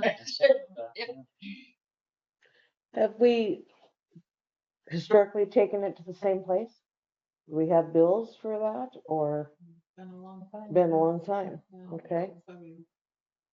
So do we want to have Matt Steen look at it, because he's local? I'll find a shop that's used to, because the law Law enforcement enforcement. electronics are all in there and what probably wouldn't be bad if somebody was familiar enough to maybe take a look at some of that stuff too. Mhm.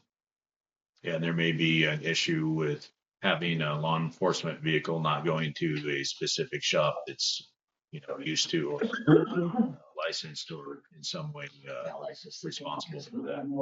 Yeah, no, I get it. We check what Custer County they use or Pennington. Mhm. They probably both have designated jobs, I would imagine. Okay, Yeah. great. All right, well, You'll have that information for the next meeting then. Thank you. all right, thanks, Aaron. Yeah. Okay, so, on to the next one, illegal. There's nothing there. Mr. James, did you have anything that's an impromptu statement of any kind? I would just say that, we have had some communications from vendors about any files back. So I think we made a little progress. We're working on having a good process to get them, to ensure we've got a complete record of everything they have from, for us. So I think that should happen without too much of a fight.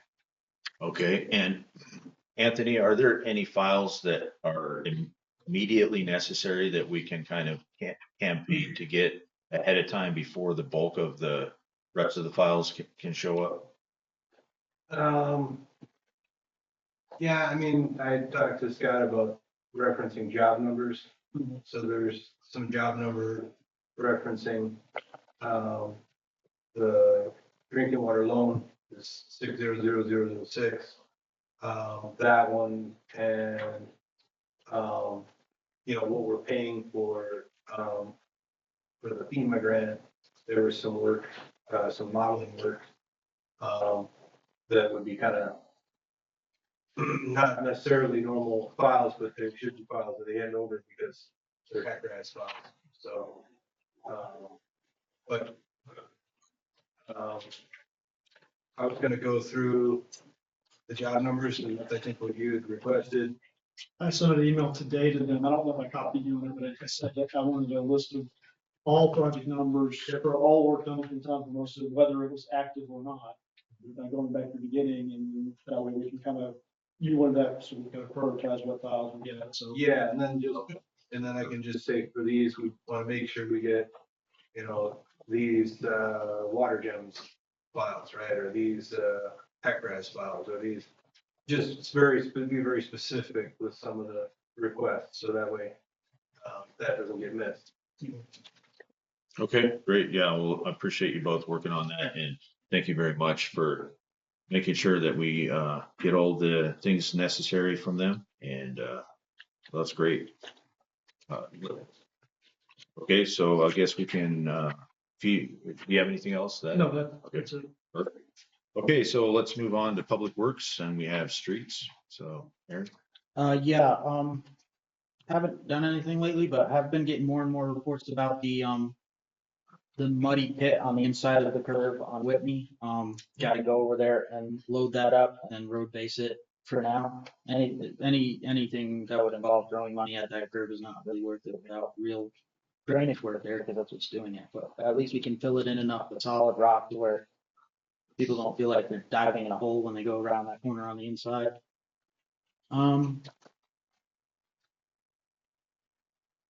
and no snow yet. So there's that. Okay. Very good. Dan? Yeah, I wondered if I could have permission maybe to go down by Dollar General and clean some of that big rock off in there before we have flat tires down there. Bring some base course down there and fix that. That's already taken care of. Okay. It's already taken care of. Yeah, I got a volunteer earlier. All right. Just gonna help us with road base on that. Very good. All right. Well, thank you both for that. So then that's it for streets? Right now, Okay. Well, great. Thanks for taking care of that for us, Aaron. Street light repairs, I believe, that goes to Chuck, and I know he and I discussed it a little bit earlier today. Sounds like there's, some issues getting some of the repairs done. Is that right? REA is so far behind. He had no idea when they might get here to work on foul lights in town. We have 5 we're have trouble with. I talked to Conrad's on the big lights on the streets. And they don't do that kind of work anymore, so they referred me to lighting maintenance, and I had a call into them for a couple of days on this big light that's out on the main part of the road.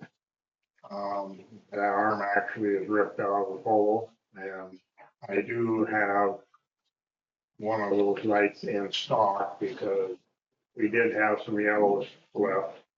So every time one would go down, I'd order another one, so I do have the part, that part, and it's possible that lighting maintenance may have this arm. I haven't really investigated what part of the arm broke yet. I was headed that way today and got derailed. But, need to get them down here and get it fixed.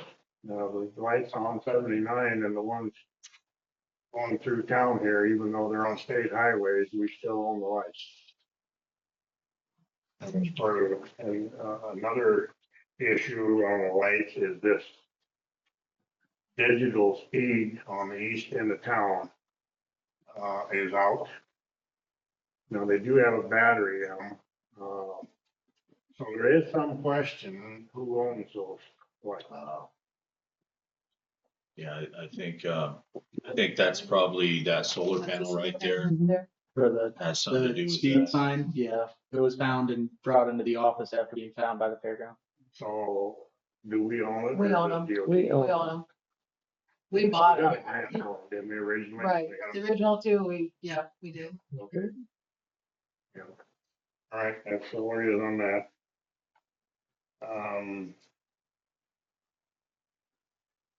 Moving on the water, consumption is down. I mean, and water loss reports, it's amazing how it goes up and down when there's been no repairs or anything done. Actually fired up the generator down below and ran it for, so I had to get some battery connections. Batteries that are in it are new, and it fired right off. And we had a little wreck with the chlorine pump, and I talked to Mid-Continent, and they're ordering us a new head for that injection pump. It has some grooves in the rollers, and I don't have an extra one, so they're gonna bring one down and we'll go through that pump and get it back in shape. About how long do you think that'll take? Pardon me. About how long? When do you think that'll happen? Well, I would assume they make a trip down to Hot Springs once a week. So if I indicated he's sitting in what goes through to, the diaphragm was leaking and put a new one in, and the rollers are grooved, and usually I have one, but I didn't this time. Okay. I'll get that straightened around. Okay, thank you.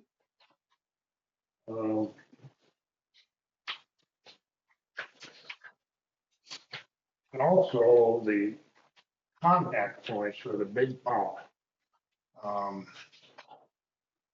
About once a year or something, we have temp tech pull those and clean them.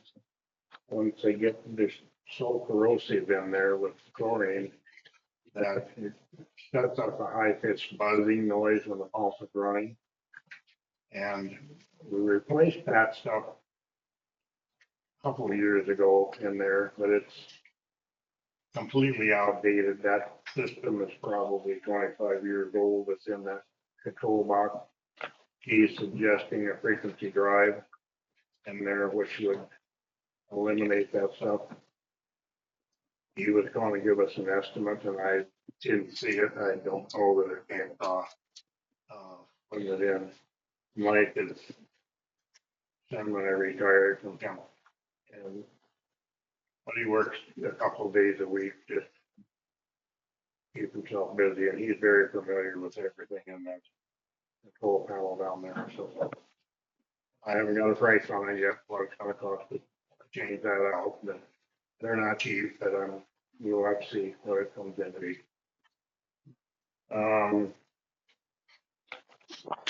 We got some open work orders, we're still working on those and saved by jerks. Okay. Get an updated list. Some meters and one thing or another. So I do have some temporary help as far as getting some of this other stuff done. Okay. So as far, did you have a comment? Because I know we're looking at doing some water system work.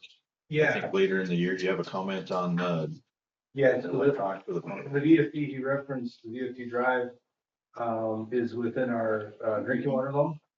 So the drinking water loan will buy us that $32,000 for a Franklin Electric, VFD drive that'll run a 40 horsepower pump.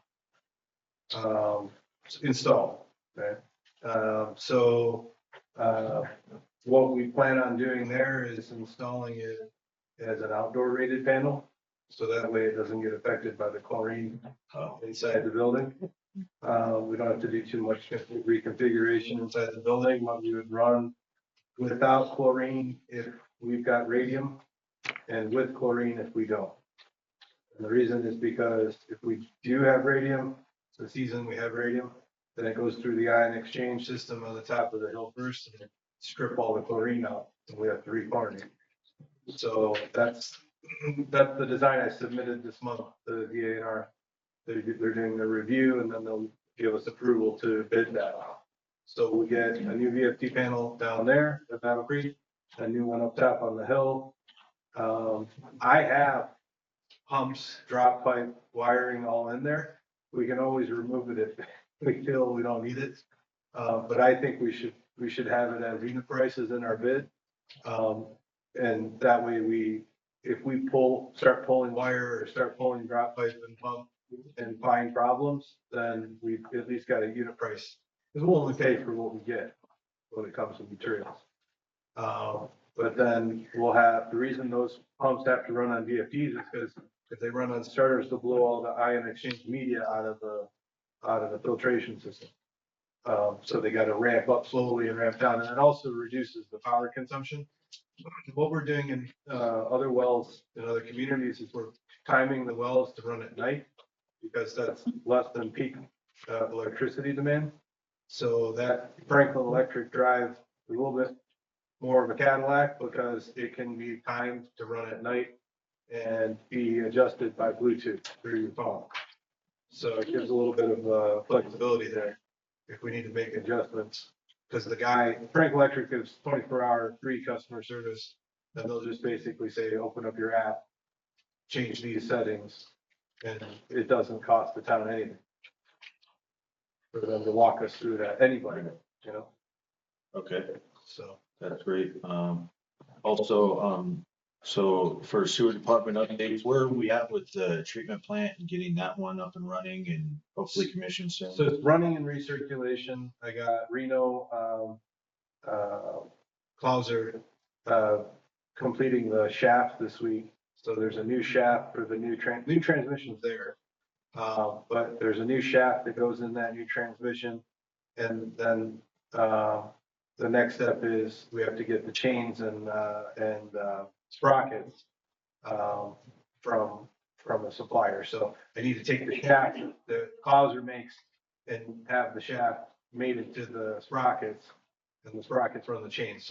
So that's kind of something happening in the next couple of weeks here, is that we'll have everything, all the bits and pieces of the redesign of that transmission, so we don't go through more transmissions.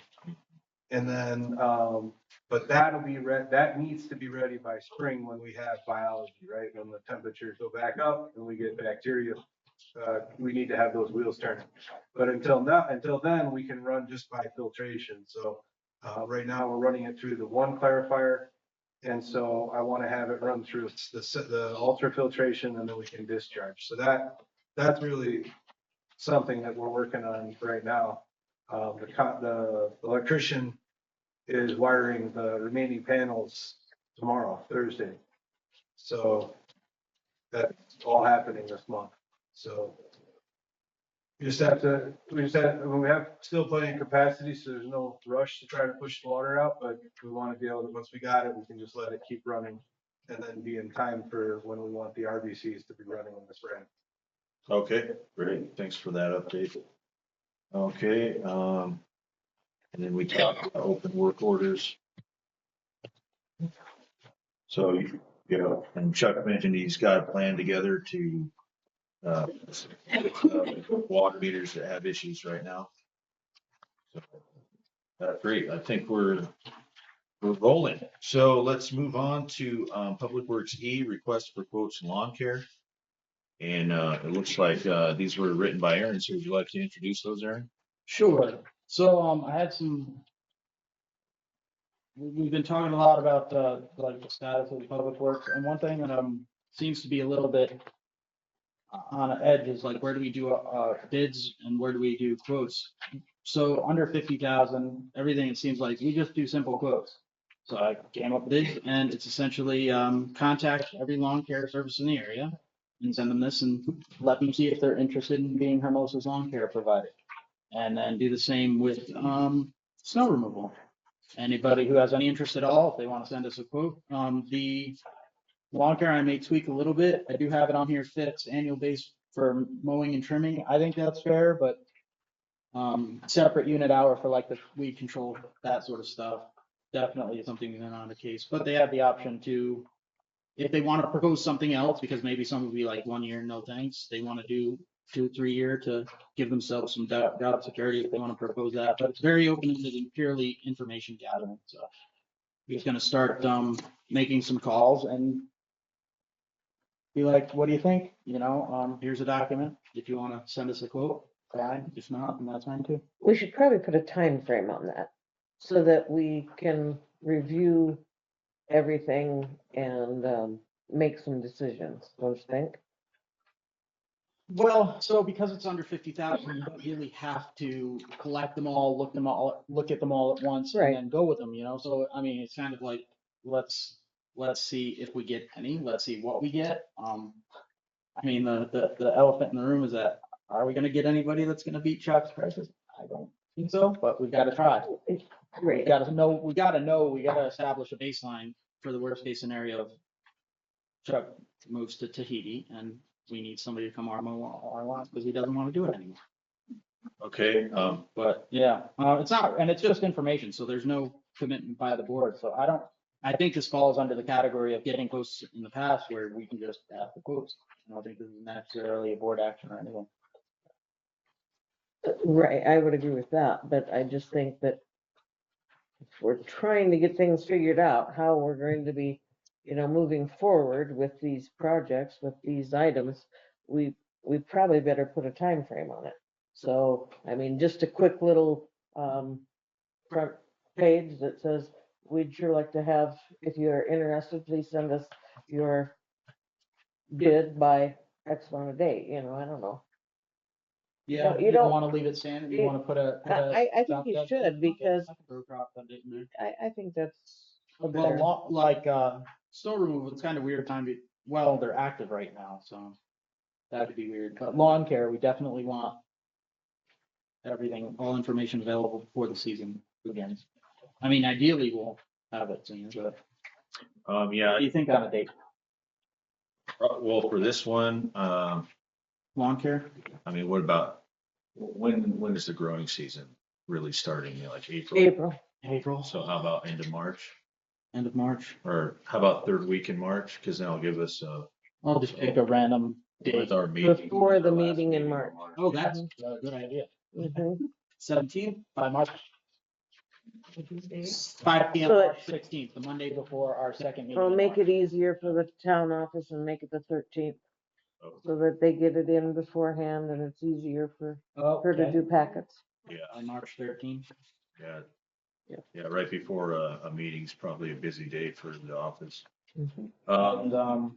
And if anybody, and the nice thing about this is, if any, I'll get it finalized and maybe put some in the office if anybody has any interest and they know somebody who might have any interest and they, yeah, we'll just blow it wide open. Yep. I don't know, snow removal date? We're not gonna get any snow. Yeah. You say that, now we're getting 4 feet next week. I mean,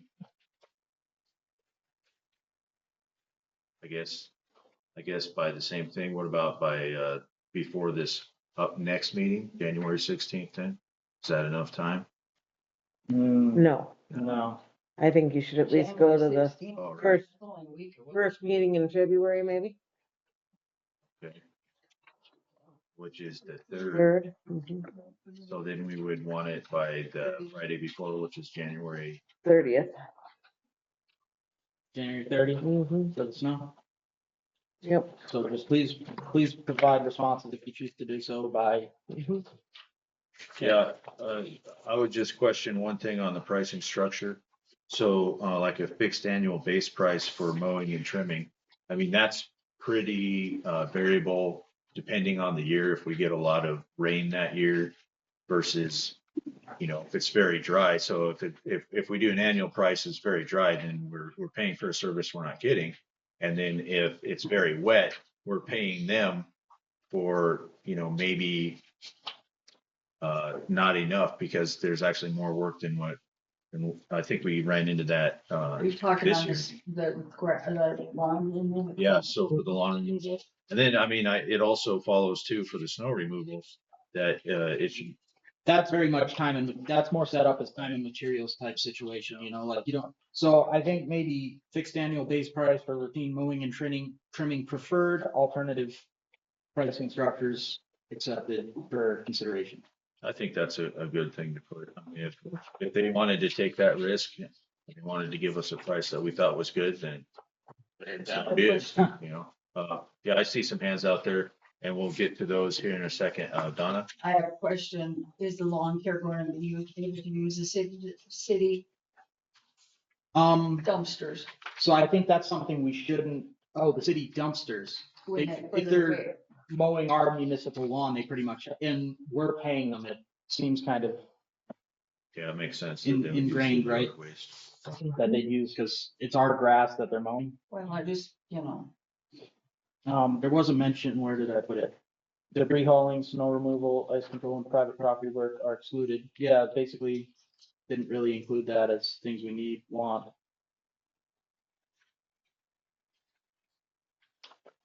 Not for the grass. We don't really, So if they do routine trimming, then, but they need to haul that debris off though, should right? debris hauling, Yeah, we should yeah, probably all right. include that. Or not, remove debris hauling. yeah, just remove debris hauling, okay. Yeah, and then, we can specify the in-town debris goes in the in-town. Debris, waste yeah, dumpsters. debris hauling That's a to good, I think town-owned, that's a good way to go. repository, or town-owned. Yep. Okay, I saw some hands. I saw Deb and then Anthony and Chuck. I was just wondering, Aaron, are you gonna have a certain amount they have to have for insurance? So this is RFQ, so you don't really have to do anything as far as those sorts of fine details. They just give us a quote. We don't have to necessarily take it, we can be very just. Well, I understand that, but I mean, I'm just saying, taking, are you gonna have them, like Chuck Terry's what, 3 million? 3 million, whatever? I mean, Yeah, and that would be a board decision as we're looking for quotes. Part of it is, I feel like competent people are gonna respond with those things in their quote. Right, they're gonna say, this is my insurance. If we don't see that, we can be like, yeah, we're ignoring that. You don't have to, yeah. Right, so, I mean, would it be necessary to just specify, list the amount you're covered for in our request for the quotes? So I think it should be in there. we have the insurance requirements here, so we are asking them, if they do have insurance, so then the question goes, should we ask them to state their limit just so we have Pricing, that idea? licensing, include pricing, licensing, insurance and contact information. Towns reserve the right to reject any or all quotes and make no rewards. So I mean, if somebody sends us a quote and we're like, no, we don't like that insurance. Can you do this? No, we're not gonna do that. All right, then we're rejecting your quote. Okay, I mean, that's one way to do it. Also, if we included it, then that would remove that contact point of asking them what that would be if we were considering them. Yeah, good deal. And I'm specifically referring to item 7 on the RFP for the lawn. I have another question on lawn care. Are they gonna be using the towns more, or they have to have their own implement? Oh, this would undoubtedly be their own equipment. This is more information gathering. It's not binding in any way. Right. Let's go Linda, then Anthony, then Chuck. And So we have discussed the fact of having a town employee, which would make this all null and void. Are we still thinking of that, or are you thinking that we are going totally to a contractor then? Or you're still exploring to find out? Well, to be candid, I mean, there's no such thing as too much information. Oh, no. And if we get a list of quotes for lawn care and a list of quotes for snow removal, now we have a fresh and realistic way to budget, to know what we would be spending if we didn't have a town employee. Mhm. Yes. I think this is a good litmus test. So we're Yeah. still, okay, very good. it's also a way to define what is the market for these services in this area.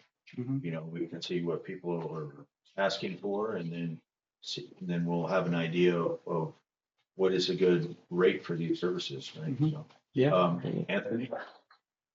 So I had friends that had lawn care businesses back home and, they usually do snow removal too. They go hand in hand too. And, they do landscaping, lawn care, snow removal. So with snow removal, it was always, cause we got a lot more snow in Michigan, it was by the push. So we figured out which addresses, I mean, a lot of times they need to know what they're, like on their maps or addresses at very least. Pre-bid meeting, and take them to those different places and say, this is what you're gonna be pushing, and so then we pay by the push. And so, and the same thing would be by the cut, right? Because they hit all those properties in that one time, that one hit is a cut. And so that would allow you to pay by the cut or by the push, allow, Terry to budget for kind of the worst case, but then you're not actually paying out that. It'd go back, it'd just stay in the fund if you didn't have it. But you'd have it at your disposal if you had a bad year where you had to use all of it. That's how we did it. Some towns had, and so it really didn't even matter the size of the town, it depended on their preference. Some towns, they had a lot of landscape contractors in the town that lived in the town. And so they were like, you're not doing it yourself. There's 5 of us in town, we're all bidding on it. So it would really just depend on that scenario. But those are hand in hand, those two, services. So you hire the one, you're gonna get the other. Okay, Aaron? Yeah, I mean, that's pretty much, I've got a list of 15 lawn care, list of like 20 snow removal. I'll be like, hey, lawn care, oh, by the way, do you also do snow removal? Call those snow removal. Oh, by the way, do you also do lawn care? Yeah. Yeah. And you just cast the widest net to gather the most information. Is kind of where I'm at now.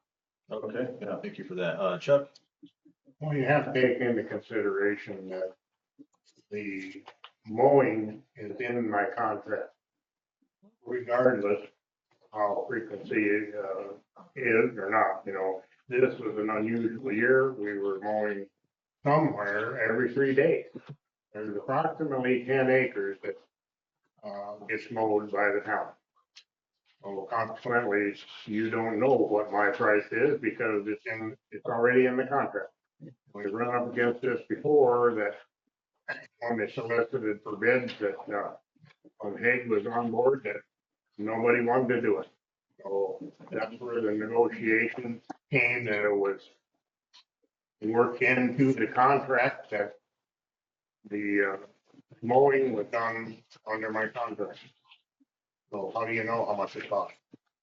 I know that the fuel was unreal over the summer. Yeah, and that's a good point. I mean, we really don't know until we kind of get a feel. And you have a maintenance on even with the valve mower, you still, oil changes and air cleaners and, sharpening the blades and, there's quite a little more to it than just taking a push mower and a weed eater and going out doing it. Sure, yep. Okay, thanks for that, Chuck. Joan? Yeah, I saw your hand up earlier. Did we answer your question? They answered your question. Okay, Dan? Normally, when we did a state or county or city job, they'll put a map out and they'll designate them areas that are gonna be mowed in color. And then they'll designate if they're every other week, or if they're weekly, or what circumstances you need when you're doing them spots.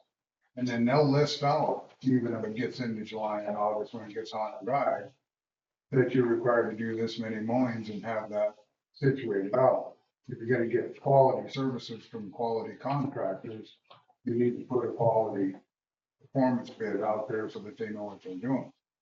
On herbicide, is it every property is what's gonna be sprayed? Or is it just the lagoon? I don't know that I've ever seen anything sprayed on any of our other properties other than the lagoon, which sometimes that didn't get hit either because of years of rain or whatever else, so. So you need to identify that more closely too, so the guy knows on that. And then with spelling out the insurance will give the contractors more of an idea. You're gonna require $2 million. That's gonna count some of the little push more weed eater guys out of it and make it where you got a more professional contractor that's gonna be out there. Many of our contracts are well above 10 acres that we're taking care of, but it's a circumstance where you're also well educated on the bid of what you're gonna have and how you're gonna do it. Snow removal is the same way. Are you gonna do half inch? Are you gonna do 1 inch, 1 inch minimum?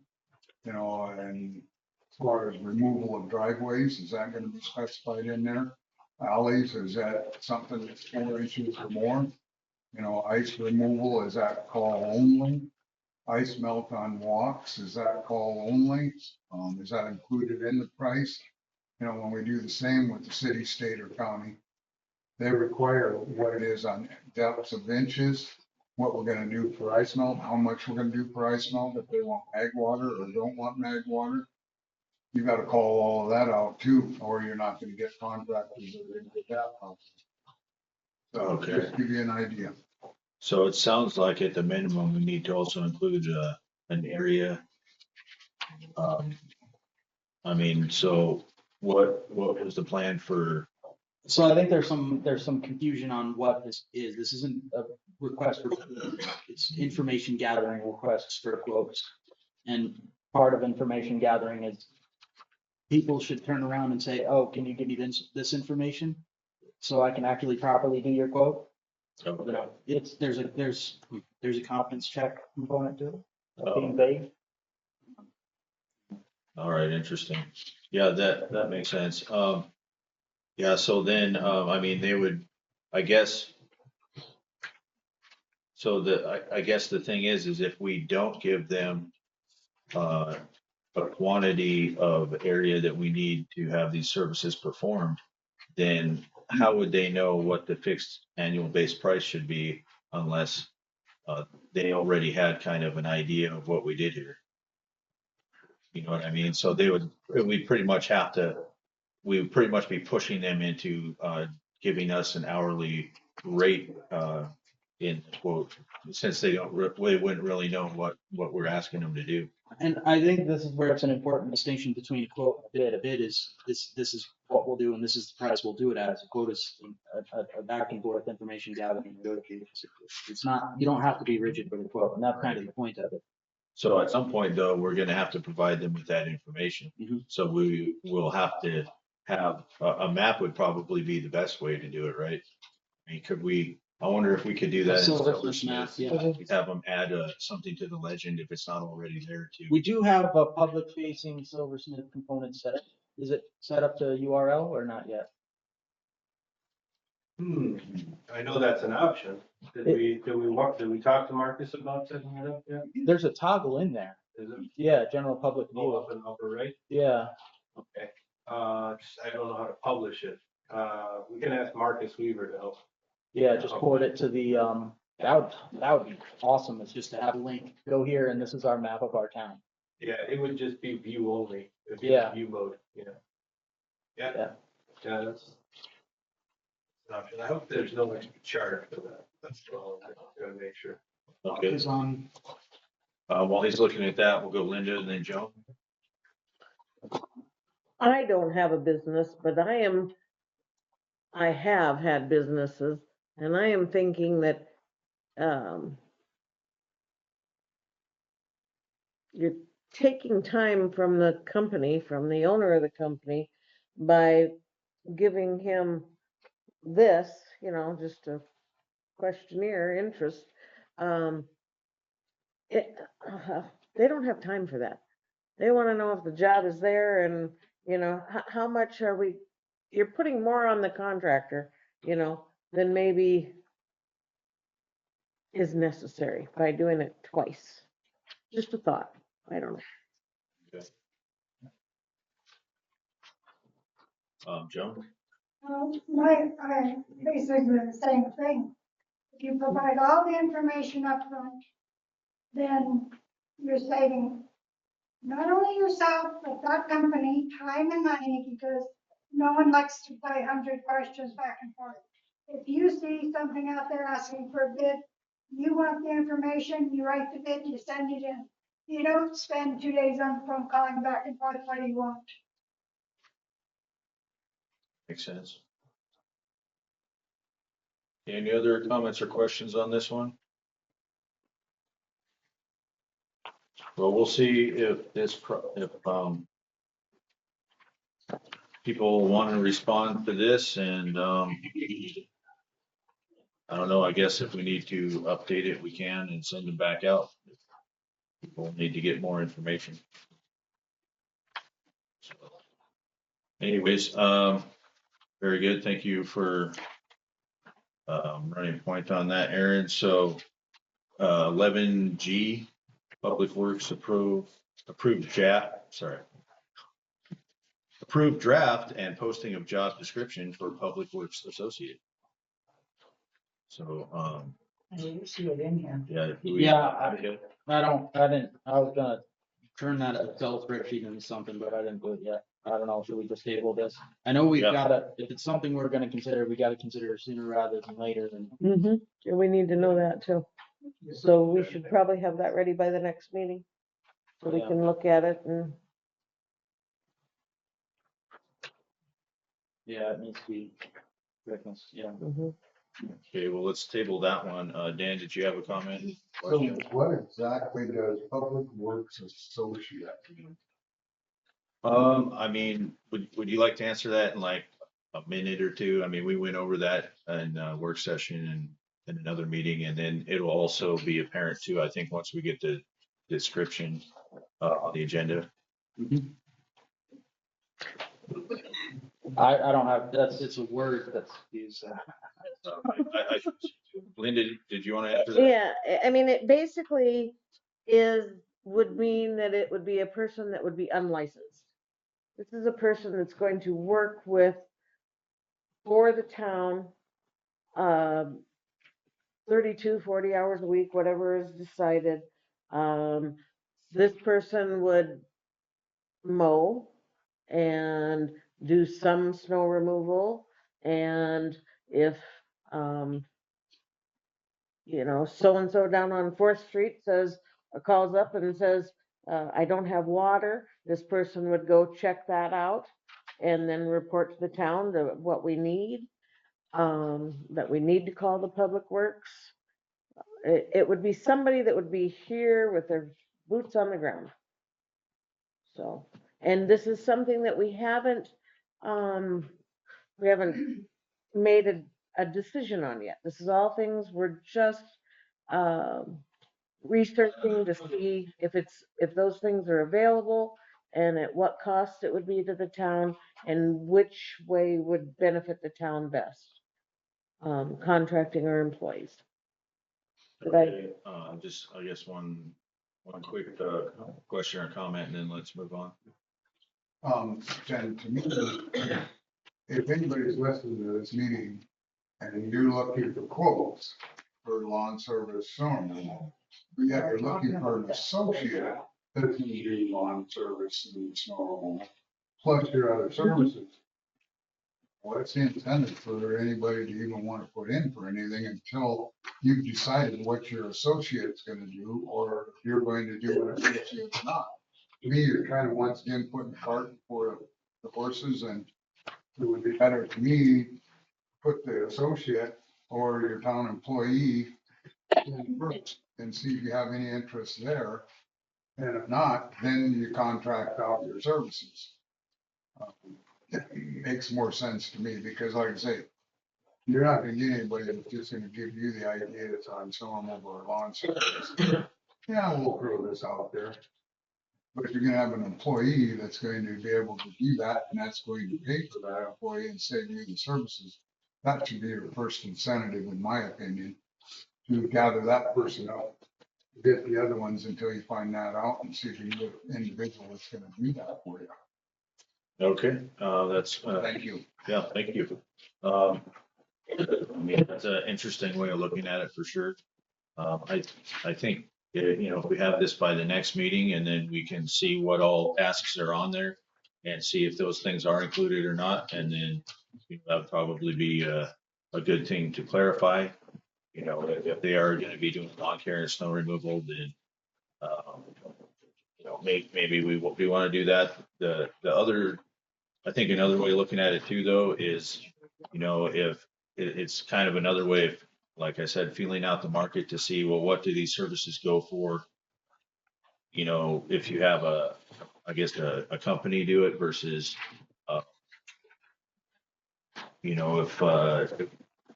mean, I guess I can't really comment further on that, because we don't really know what the job description of the associate is going to be, because it's not on this agenda. So, yeah, so I think with that, we can move on to economic development. Yeah. And that's Aaron again. So Hermosa Connects meeting update. All right. So I went to the meeting, the CARE program, they reached out for people who needed help last year. They kind of turned it into an ongoing thing. So if people need help around the community dealing with cleaning up things, they have posts on their website of the things they did, which one of them involved, was it cleaning up yard debris, things like that. So contact Hermosa Connects if you want to be on the list. If you need something done and you don't have the physical ability yourself to do it. They're looking for people to join to kind of volunteer for the committee to run the Huckster. The Hermosa Huckster this year, which I do believe is June 6th.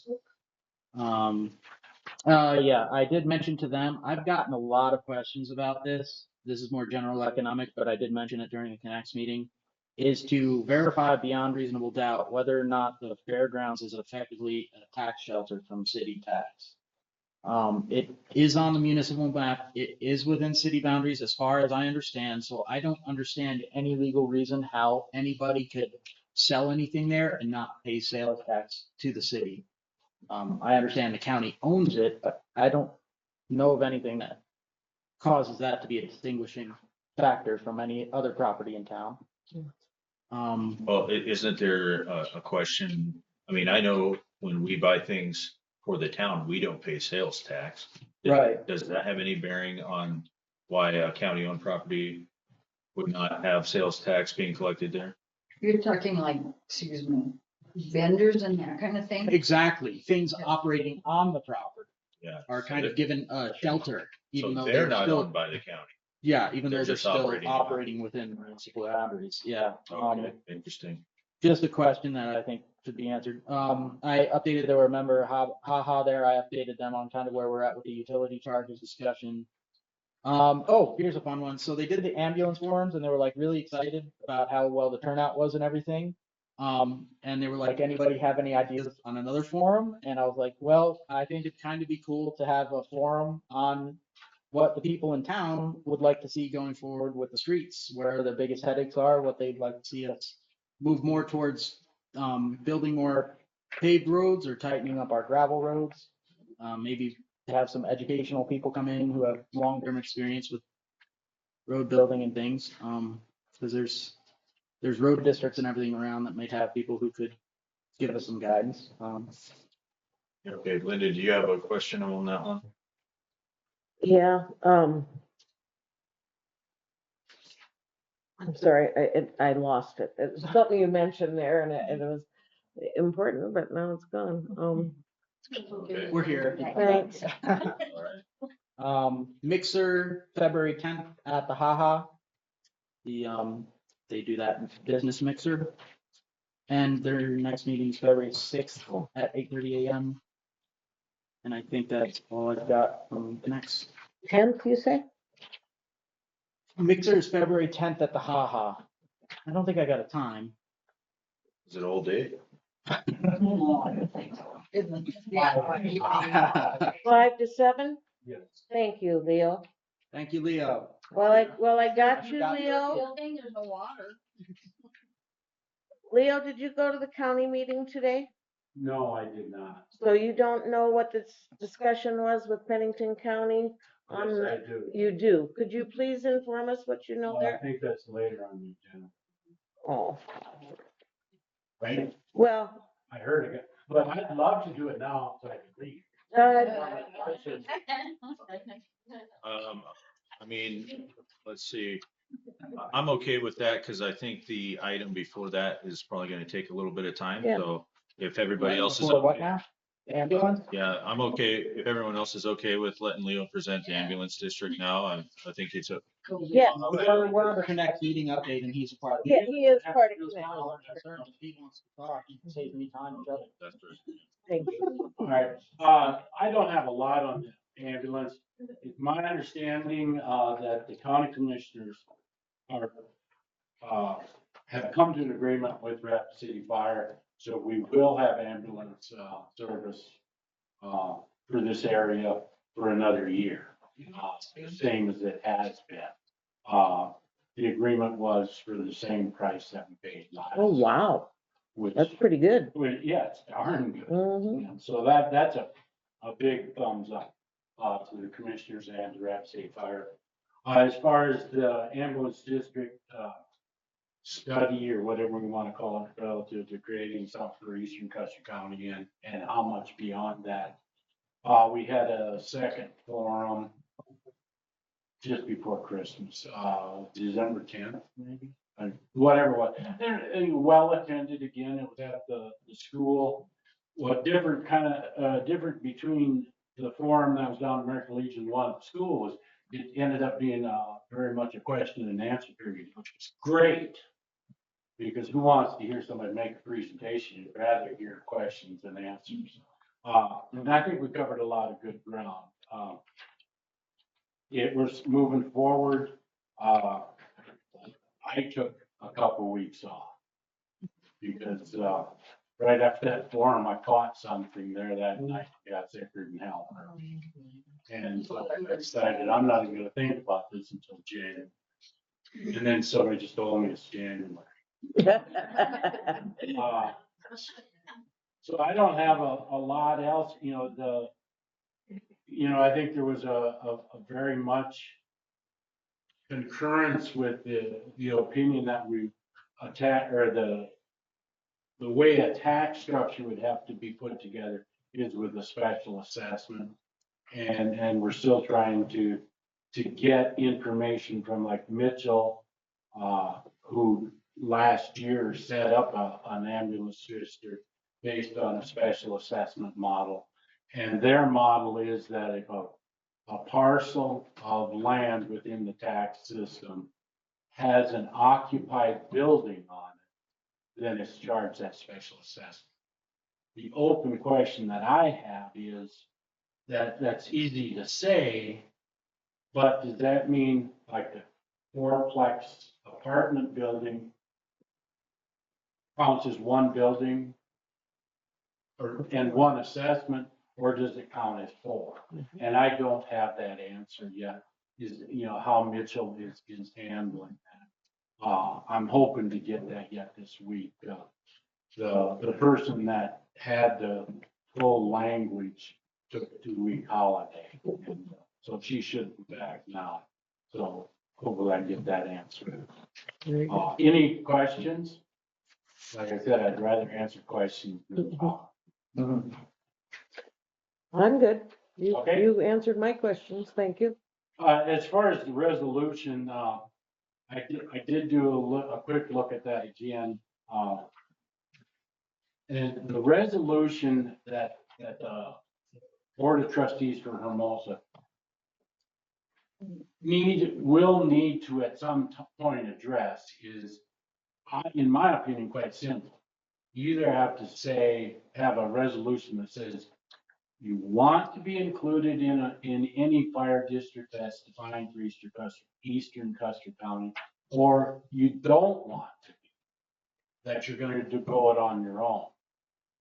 Well, I'll just be frank. I don't think Hermosa's in any position to go on its own, so you would want to be included. But I think that's all that your resolution has to say. Okay. Is that, we want to be included? And is this something that you need now or No. 6 months from now, maybe? We would need that, I should have brought the timelines ago. Thinking it's a middle of March sort of thing. You would, for expediency, we would want the towns of Fairburn and Hermosa to both give in or out before the resolution is crafted by the county commissioners. Because otherwise it would say everything within this boundary excluding Hermosa. But if you're not going to do that, then it would be including, but it would still be good to have that before the county commissioners resolution. And when do you think theirs will be? If I had my spreadsheet, I'd know exactly. But I believe that's we're looking at the third. No, but when's their second meeting in March? In March, okay. And I can't remember the details. Yeah. I think that's what it was. It's not immediate, but it's coming faster than we wish. I think maybe their meeting's on the 18th. Yeah. I know in the spreadsheet I've got it. Yeah. When Hermosa and Fairburn have there. So we need to have this basically on our agenda, I would say, the last meeting in February. At least by then. Because it needs to. Well, yeah, it will need to go through the process of the leaks and the publishing and all that. But if the process is started, I think they'll be comfortable with it. Yeah, I think, unless, if that's not soon enough, I'll let you know. Please. All right? All righty. All right. Anyone Thank else you. have a question for Leo before he takes off? No. All right. Thank you. Thanks, Leo. Unless there's something else, I don't think there was anything else, was there? No, because we got through from all connect. All right. Yeah. Thanks. Thank you, Leo, for saving me some trouble. Listen to Aaron. And Royce. All right, well, I guess we're gonna go. Sorry if I was stupid short. I wish. Okay, I guess, So we'll go on to, from C, we'll go on back up to B. This is a fun one. So I asked, around, what about that snow machine we bought? And, we found it and it got back, it's in our maintenance building. But, I was thinking we could, figure out a way to approve like a water budget to be able to make snow somewhere in town for like the kids to play in, since we're obviously not getting snow, maybe make like a big hill on the fairgrounds, but, I just thought I'd kind of introduce the idea. I mean, we have a snow machine.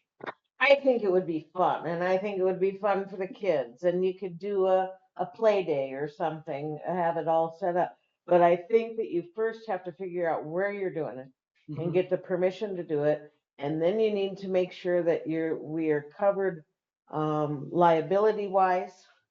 And when those things are figured out, then I would say, maybe we can, contact the, weather service and find out when they're expecting a Saturday or a Sunday to be, There's not going to be 50. that, right, because it will do no good if it's not 30 degrees, you know? Yeah.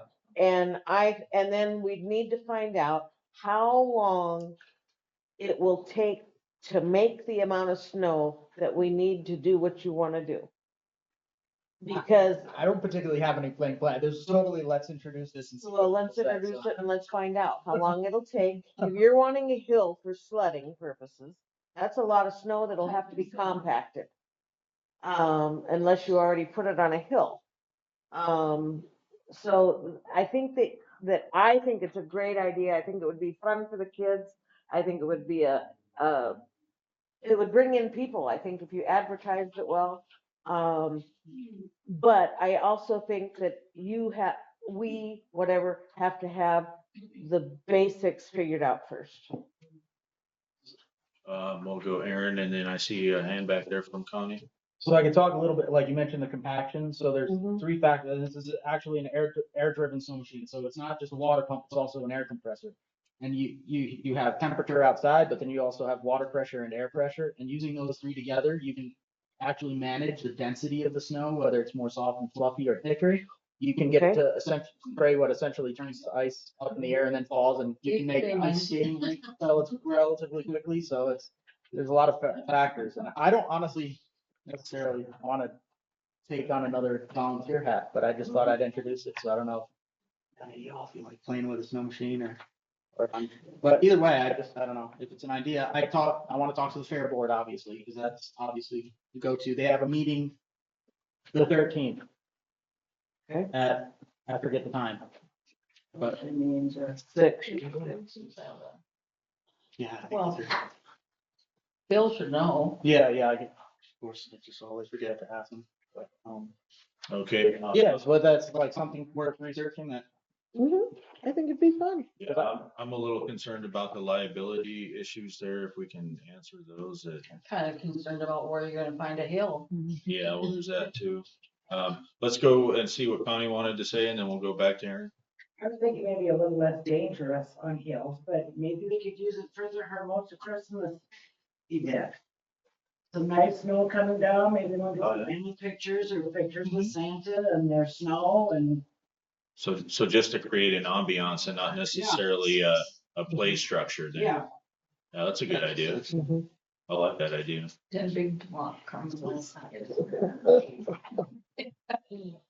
Sorry, Aaron. No, it's fine. I put this on here for ideas. It's activities, whatever. So you kind of had an open-ended request for ideas too, right? Somebody had to put it on the agenda. All right. Okay, well, I guess I can make a motion to approve water use to produce snow for non-dangerous community activities. I'll second that. That's good. And do you want to put a water budget in it? I mean, how much water? How do you know? We don't have no idea. I mean. Doesn't use that much water, does it? We could actually engineer it. Yeah. It's runs on a guardrail. So I know, I think it's, gallons per minute. I think it's. Gallons per minute. A lot of. Long time Yeah. to make. How Okay. about just a snowball fight? Even that, or a snowman making competition. Mhm. Well, maybe what we should do is use it for ambiance and just to see what happens and see how much snow it can How actually about make. the board members have a snowball fight? People Okay. like that. Okay. Have a face. But if it's 24 hours, you're gonna have like 12,000 gallons. 12,000 gallons in 24 hours. Okay. So we should only run it for a couple, 3, 4 hours at a time, probably, Right. for the duration of whatever the community activity is. I think, I think I run them all night, like the snow hills. I run them all sounds night. like a lot of They shut water it off. wasted. Mhm. I mean, You that's gotta get 24 hours, weather weather snow. I don't know. We'd have to experiment. Experiment, yeah, sounds good. Okay.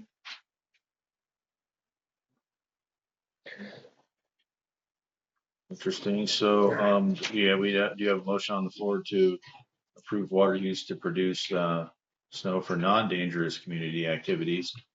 Do we need to add any limits to that? Do you think we can expect people to responsibly test it out? Well, those people just not anybody. So I think, uh, the next time it's cool, I don't even think that is for the 10-day forecast, is it? Heck, Better have a water meter on it. That's all. Friday's supposed to be 30. 20 to 30. is it? Okay. You think that we need a water meter attached to it, okay? Do we have a metered hydrant we can put it on? Well, is the hydrant out here too big for it? Yeah, I can make something work. Okay. What are you gonna do with that? Use the solar for the south. That's it. The weather says on Friday, it's 35 and sunny is the high. On Saturday, it's 33 with a 50% chance of moisture, 33 being the high, 24 being the low. So, just who's gonna do it? Who wants to do it? Who's gonna take the time to do it? I guess I could do it, being the chair of the water committee. Got time? If we can get a metered connection, then we can go ahead and Next give it a Friday, it's shot. supposed to be 33, a week from Friday. Yeah, windy though. Yeah. Mine shows. We try it for Friday. You think we'll be able to get a metered connection by then that'll fit it, Chuck? Chuck. Well, I'm presumably on whichever location that we have a metered connection for it. I mean, I think it's just an experimental thing at this point. To see how much snow you can make. Yeah. Oh, I see. Couldn't we do it if we're experimenting? Couldn't we do it down at the pump house? To the end of Third Street. Right. We can take water that is not not Third Street. potable, Right away, whatever. It's a drop off, And it's a good hill, and the only thing down there is the town park. and it's the town park, and Oh, yeah, it's got the hill. got a hill. Do Mhm. we have a hydrant there? Yeah, There's, there's water down. Well, okay. there's water there. Have to turn the hydrants on and see if there's a hydrant there. Wow. So I'm using my. There. Right there. Down further. It's just a 3-inch, it might not have a hydrant. The nearest hydrant would be at, right there. There, Yeah. yeah. The easiest way for experimenting is down at the pump house. Yeah. Yeah. Then you've got nobody else in the way, so you're taking away liability issues from that. You're using the water without chlorine in it. It just makes sense to me for experiment. So I don't know if you wanna, pick a time and make snow for an hour and see how much we get. And then, go from there, I guess. I I think that's a great idea. So I'll plan on being there at 3 this Friday. This Friday? Lower Pump House, if anyone would like to join me in our community snowmaking experiment. Oh, boy, Chuck's got a question. Well, there's one thing you're forgetting, if you're gonna use the unchlorinated water, that is not a pressurized system. So Okay. you're either gonna have to put a It booster comes with a pump, in it Chuck. or do something. I mean, that thing takes several gallons a minute to even operate it, so. You're just a buzzkill. When you get down there and it don't work, and you're gonna say, why the hell didn't you say so? It does have a pressure washer attached to it. So would that still be able to feed the pressure washer, or there's just no pressure there that would feed the pressure washer? Actually, he had a small pressure washer hooked up to it that drafted, you know. You gotta, even to run a pressure washer, you gotta have some pressure going to the pressure washer because they're not designed to draft. Okay. And If we could stay on the pressure system, on our distribution system and not in the well, in our source water, well, I wouldn't want to airlock or pump or mess with our only well. Okay, could we, so we're, It's okay, it's only gonna have like a part of fluoride. It's not very much.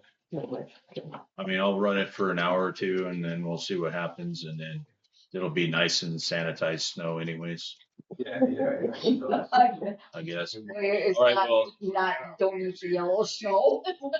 right, so if we, I guess the plan is to still do it down to Lower Pump House using the pressurized side. Yeah, just use if that building, does that building have a hose bib? What's that? That building, the shed, does it have a hose bib? Or the barn? Yard hydrant?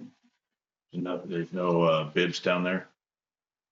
Did not expect this to be this long of a discussion. Okay, Aaron, you better be there. This is all your idea. so is there somewhere we have a Right. pressurized bib on town property that we can use? Top of the hill, Top of the hill? gotta have one there, right? In that building. Yeah, off of Anywhere there's a fire hydrant, we give you ample pressure, you know. Yeah, but we have to have somewhere to make the snow that's like not in the street, or, you know, it has to be on town property, right? Mhm. I think so. Yeah, so, You make a sweet hill on the top of the Tower Hill, but you end up in the highway. Exactly. I thought somebody's gonna come up with that. okay then, so it sounds like we don't really have a spot to make it then, do we? All right, well, I guess, We'll look around. I guess we'll have to revisit this after we do some more research then.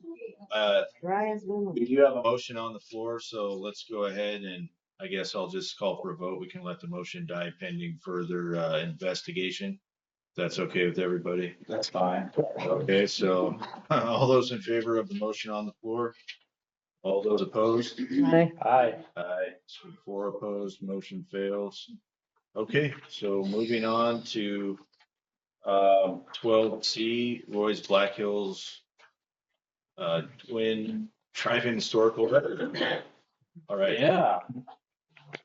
So this has been a long process to figure out exactly the history of Roy's and everything. And I think I've got it pretty well straightened out. So the top page of the packets, this 2 pages with the history, and I kind of want to work from backwards to front. Yeah, I think that makes sense. I didn't put the packet together that way. So yeah, we'll go with that. So all these packets start from the back. So the first thing I have the record of is floodplain, Custer County floodplain study. Yeah. From the way back. That would be August 5th of '06, Yep. and that was Custer County. Yeah, and that's when they were first looking at, I guess, kind of starting to chop up that plot. Mhm. All right, and then moves forward pretty quick. We have, what's next? Yep, email from county, so earliest looking at, and it was actually initially Roy was, all right, I'm building a drive in, are you gonna be able to give me sewer? Is kind of what it was, so they were initially, from what I can gather from the history, looking at a lift station off of the sewer service down here. And, because of the issue of the height, they would have needed a lift station to get out of the drive-in sort of bowl, because it did used to be a lake, and up to the line there. And that kind of kicked around for a while, but at the same time, there was a TIF being looked at. So as it goes forward, yep, PNZ, some minutes from the PNZ, they were talking about it, how he was telling them he needs 500 gallons, and they couldn't really say even where they might be able to think about hooking him up to the line, because there were no lines close enough that wouldn't need a lift station, so it kind of just got tabled a bit. Then in the meantime, being that it was still not annexed, it was not part of the city, it looks like Roy took a detour through his plumber and contacted DENR at the time, not DANR, back when this all started, interesting enough. And they approved him for plans for storage tanks within that 100-year floodplain. So wastewater holding tank system that will service Roy's Black Hills Twin Theater. The plans have been reviewed for compliance with South Dakota's individual and small on-site wastewater systems. Your request for various Roy's tanks in the Husker floodplain is hereby granted. Based on certain requirements, it is our understanding that the city's Hermosa sewer line will be extended this fall adjacent to this property. If the drive-in theater complex is located within the city's jurisdictional boundary and the city chooses to provide service to this facility, you will be required to connect. This letter seems to have been a source of a lot of confusion. So the wording is kind of important when it all plays out. Then in the end, the lifetime of this system is dependent upon proper construction and regularly scheduled maintenance. Please feel free. So essentially, he was in the county, not the city. He got approval for DENR to run on tanks. Okay, so now we step forward a little bit more and we're into 2014. 2014. Yes. Oh, yeah. So, motion, this was under, must have been under. 5, 6, 14. So, All right, under new business, motion to research this letter. I guess there were some questions about how it actually applies. And again, this was in 2014. Now, if we look back at that letter, there was there was a lot of confusion around this letter. But part of it was because it states that if the construction hasn't begun within 2 years, then it is void. And I think what it was interpreted as is that you can build your tank, but within 2 years, or in 2 years you'll have to connect, or within 2 years you'll have to connect. That's kind of what I'm sort of interpreting. And there's a draft in here that kind of seems to allude to that. Draft of a letter as advised to you by DNR, and their letter dated blank, you are required to hook onto this service. But turns out there was never anything that I could find from anything DENR saying that they would ever require a connection. So that goes to 14. 15, there's an image separating your packet. This is, I really like this map. It's really cool because it shows all the public access easement before any of the homes were built in the Maria Street development. And you can kind of see how it comes down off of Tenaya through that easement and loops around.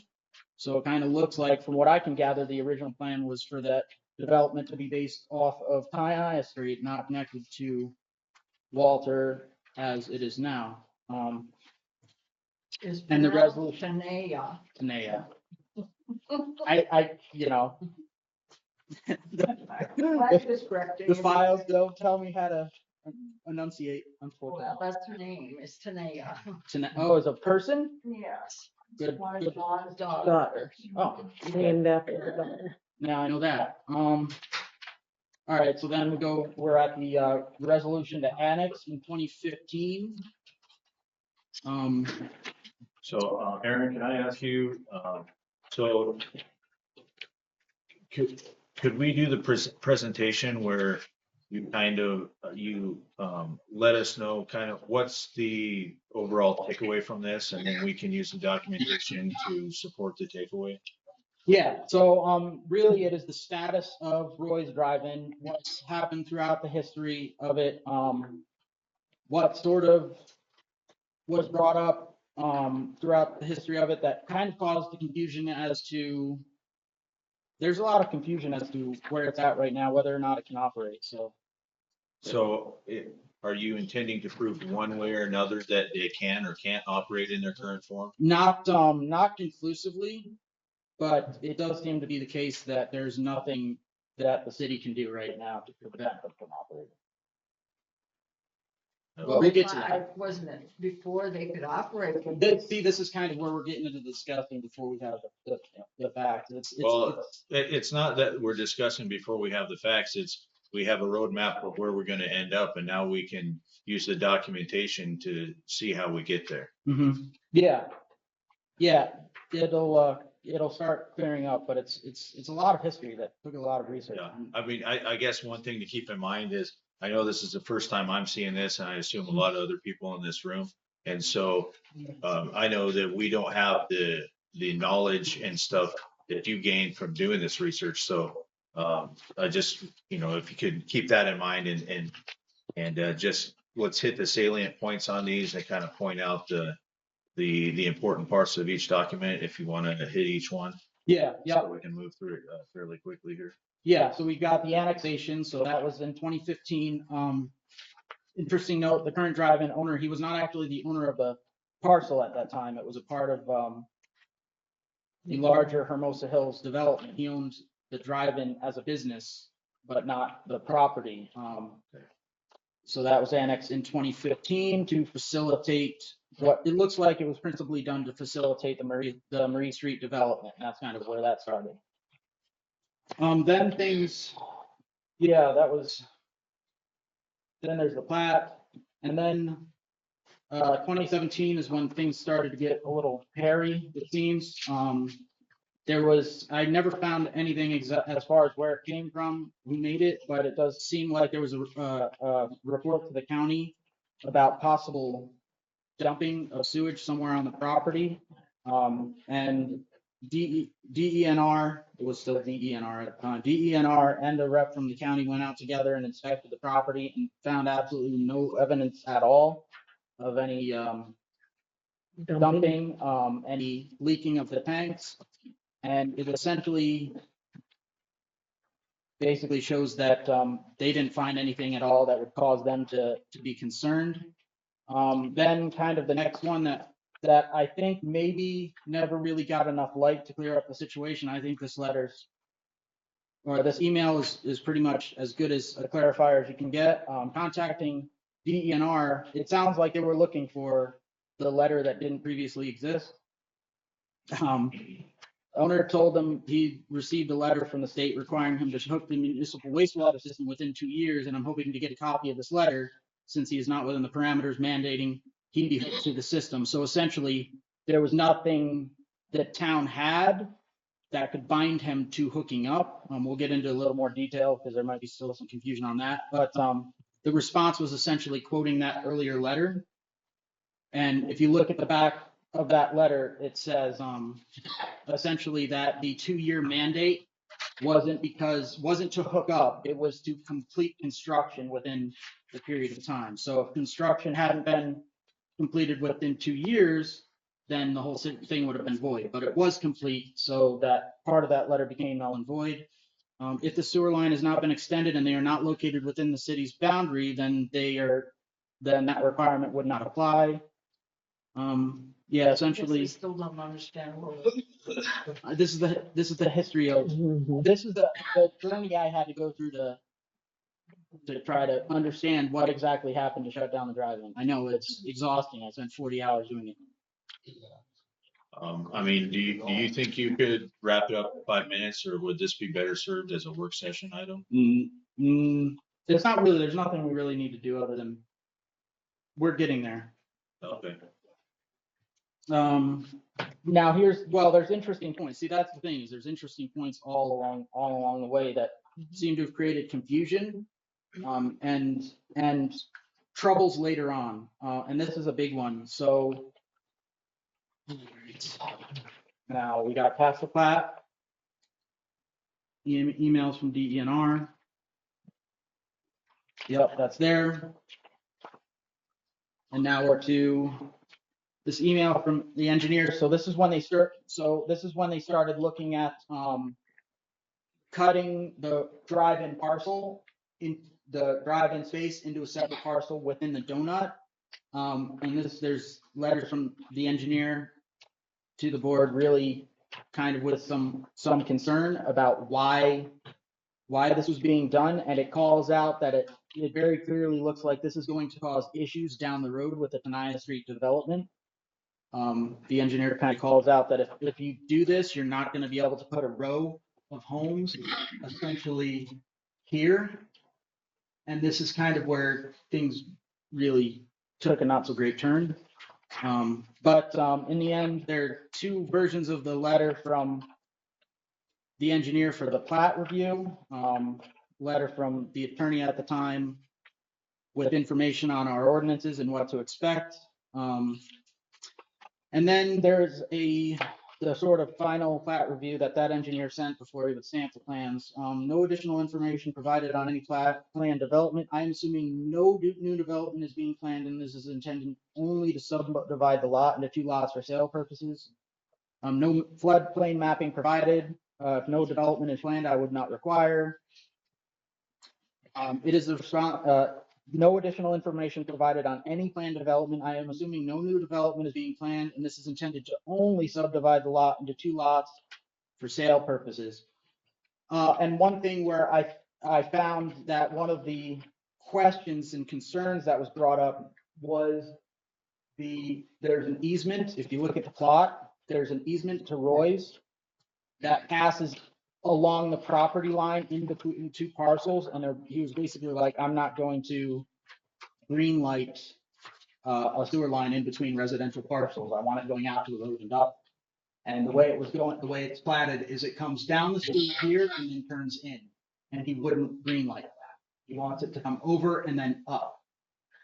And then we get into sort of why they were looking at doing that, is essentially they were planning on relying on that main here as the supply for these houses, while simultaneously kind of trying to say the engineer, don't worry about us and our future development, we just want to replat now. Don't worry about future development, but we want that line there. Yeah, it was super confusing. Then there's a lot more emails, letters, minutes. So just to go through the list, email from the engineer identifying a lack of space for the row of homes south of unbuilt street. Then the preliminary plat, then the letter from the attorney to the engineer basically just broke down our town ordinances. And the revised letter for the plat review from engineering. The plat was approved with that easement, and somewhere between that time period and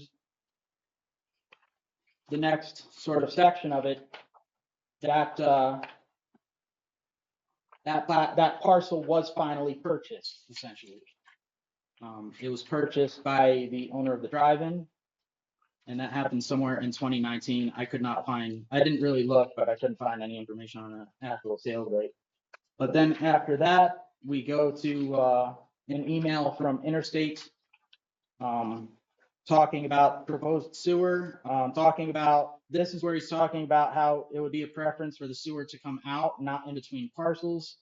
And that was kind of a big drawback there. And then we get into the minutes, and now it's motion made and seconded to pursue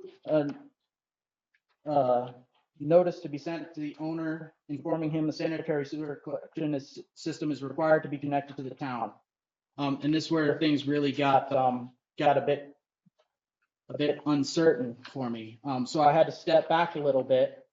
And that's when I found that there were some meetings that occurred with a lot of discussion about it. And really I have sections of the meetings that I've strung together that will kind of give you an idea of what was going on.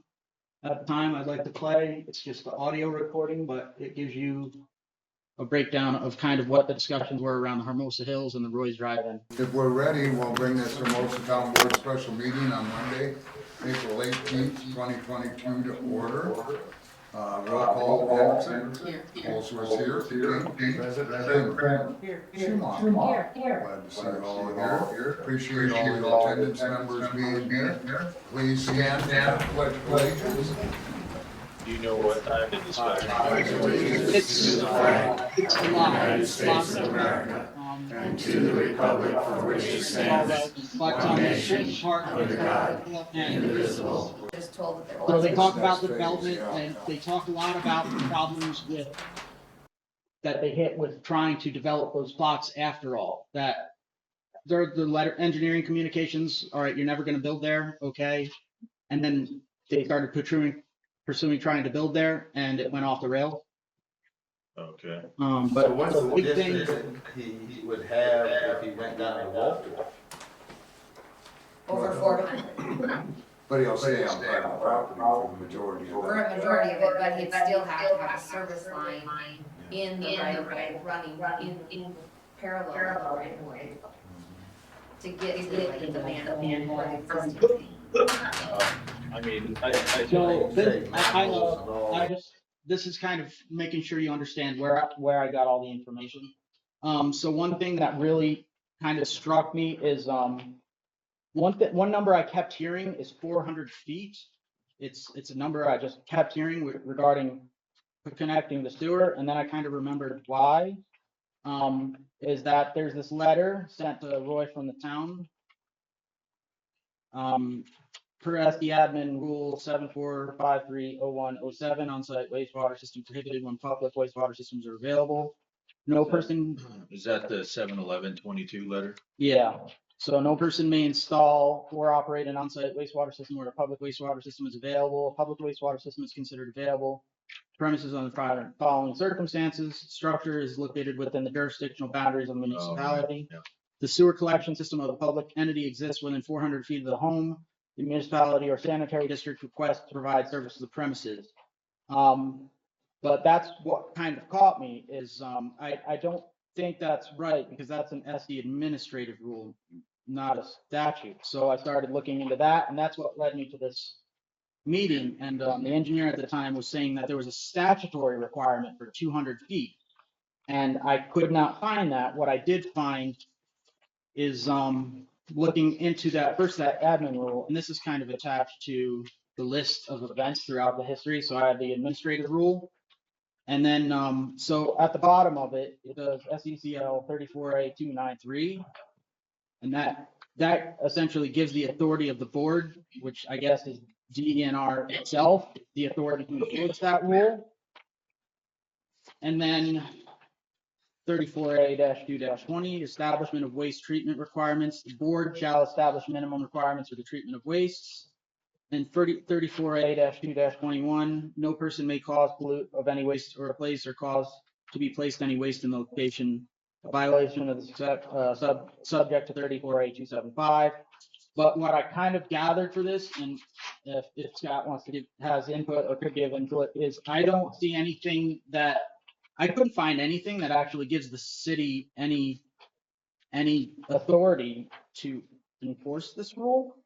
I don't think this has anything to do with municipalities. I think this is basically an administrative rule that DENR uses within their own board to govern how they manage and inspect and so on private sewers. So then moving on, I did find the actual statute that references a number: connection of plumbing fixtures to public water system. A public sewer system is available to a premises used for human occupancy as the property line of the premises within 200 feet of the system. And that was all right. So that's a very different number, but that's actually statute. And then I ended up looking in the ordinances and found that 51.02 explicitly seems to basically quote that, but I bolded it because it's probably the most important word in that statute, in that ordinance, and I do think it directly reflects the statute. structure or wastewater system is located within the boundaries of the municipality or sanitary district. All right, good. Then you can go down, municipality or sanitary district request to provide service to the premises. Okay, but the middle one that has the and, the sewer collection system of the public entity exists within 200 feet of the home, trailer court, commercial establishment, business, park, institution, or property line. And that's when I realized that something was very off. Because if you go to Silversmith, you can use this tool, the walk back and distance calculator, and you can measure from any property line of the plot to any other object. And so this is the closest possible sewer line to Roy's driveway, is 337 feet. Right. Now we can go down to the other one where they were talking about building a lift station. And now keep in mind, it would be, I think, absolutely absurd to connect there. But even if you were to literally connect at the closest possible point, which would need a very substantial rise, it's 448 feet. Right. So I couldn't actually find anything anywhere that we can enforce, as far as whether or not he continues operating off of storage tanks, and or really have any involvement at all. So,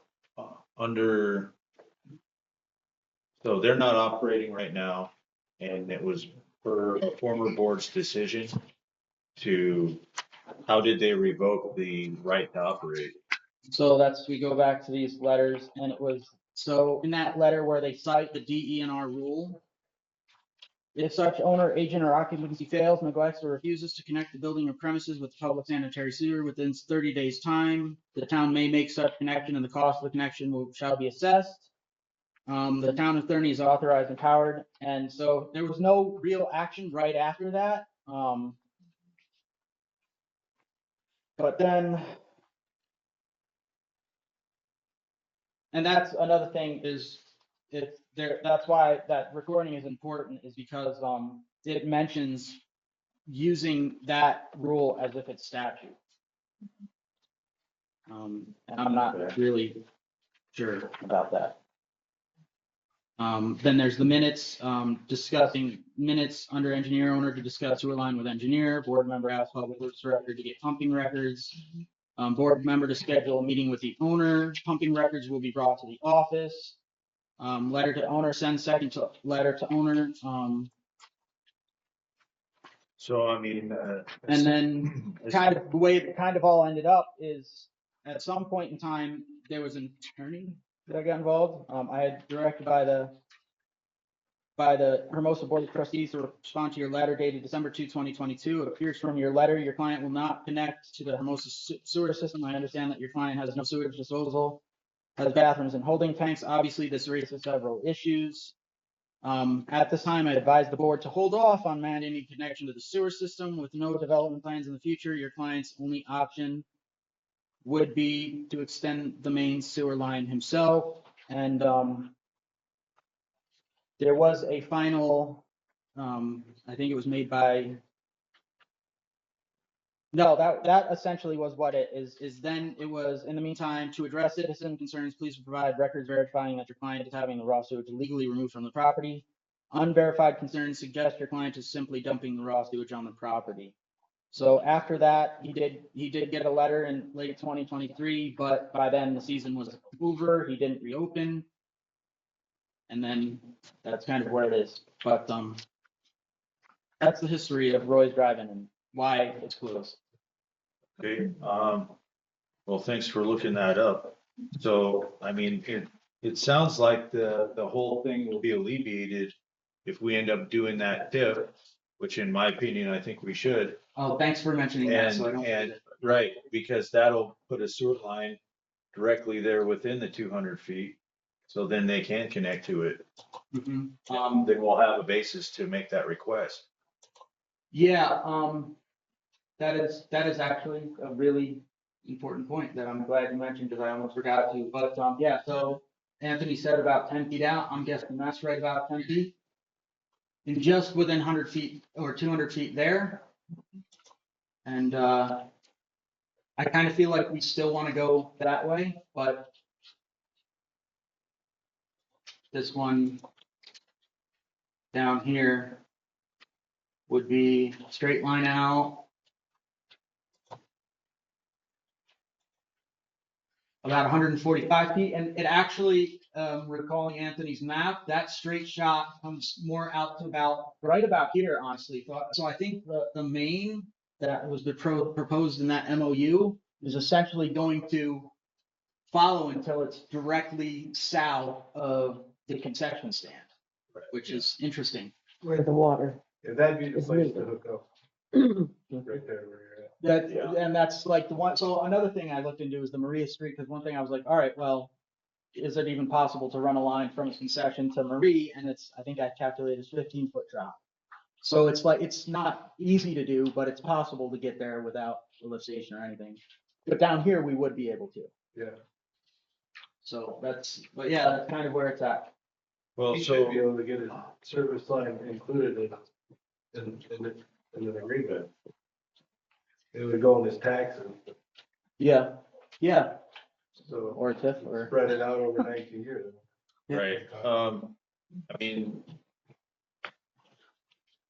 so really, it sound, if we look at this letter from the former town attorney from April 19th, 23, then it looks like Roy decided to not, or the owner, if it's not Roy, decided to hold off, or he decided to not reopen based on this letter here. But the letter says that they advised the board to hold off mandating connection to the sewer system. Right. But then they say your only option would be to extend the main sewer line himself, but that's only for connecting to the sewer line. So, Right. And then the request to provide records verifying that the sewage is being disposed of correctly. I mean, so really, it looks based on that, like Roy made the decision himself to not shut down, rather than just provide these records of the legal disposal and then keep running. Well, so that's part of it. And it was also, it was August, pretty much August before he got noticed in 2023. He had already kind of decided he wanted to sell because it had been kind of 10 years of trying to get sewer and jumping through hoops and kind of being told that, he needs to, yeah, that's a whole nother world. But essentially it was, but one thing, so here's kind of a thing. I cannot see any circumstance, and maybe Scott can find otherwise. I cannot see any circumstance where we could ever even ask him for those pumping records. And certainly not mandate them, because it's all under DENR authority, not ours. Well, we could ask DENR to ask him for us if that's the case, you know, I mean, if there's a concern. We could. I mean, honestly though, if there's a concern that that's being done, you know, we should be able to ask him for that, because then it shows that the concern is unfounded. And to me, it makes sense that he would want to provide them to exonerate himself from such accusations. He had at one point, but that was during the time when he was still kind of Okay. being told like connect or shut down. Okay, well, so I see a couple hands out there. Let's get to them. I mean, there's probably a lot more we can say on this one here, but I mean, I appreciate you taking the time to put this together and present this to us. So with that, let's hear from Linda and then from Dan. You did a lot of work here, and I really appreciate it, and I think it's a good thing to have. The thing that these records doesn't show is everything that happened in between. The owners of the property, the owners of the next door property, I mean, they tried and tried and tried to come up with a solution to put another row of houses in, to get the sewer into that area. And they went back and forth, and each one of those entities came to the town office and asked for different things from the town. So they were kind of putting us in the middle, is kind of how I felt. And it was a very difficult situation for the boards at the time. I sat here during part of that. The accusations from citizens about that raw waste being dumped, I mean, that was a major concern. I mean, that is illegal. That is horrible. That is horrible for the neighbors. I mean, it was awful. We had to address that in some way or fashion. And the easiest and cheapest way, as I recall, for the owner and for the town was to require the pumping records. I mean, that's pretty easy, right? I mean, and it's like you said, it would have exonerated him. He could say, yeah, here they are. You know, I didn't do this. But I mean, it was a nasty time in this town's history with the accusations of the dumping. And so, although this is great, in between each one of these letters, minutes, lawyers' action, town actions, I'll guarantee you there was a lot going on. So you know, whatever. I think that the TIF will solve this problem.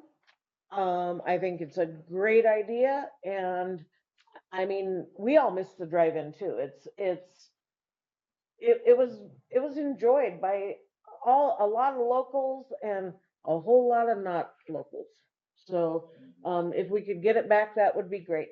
I wish that Roy's help is so that he can actually open it this year. I think that would be great. It's promising. It is, yeah. Mhm.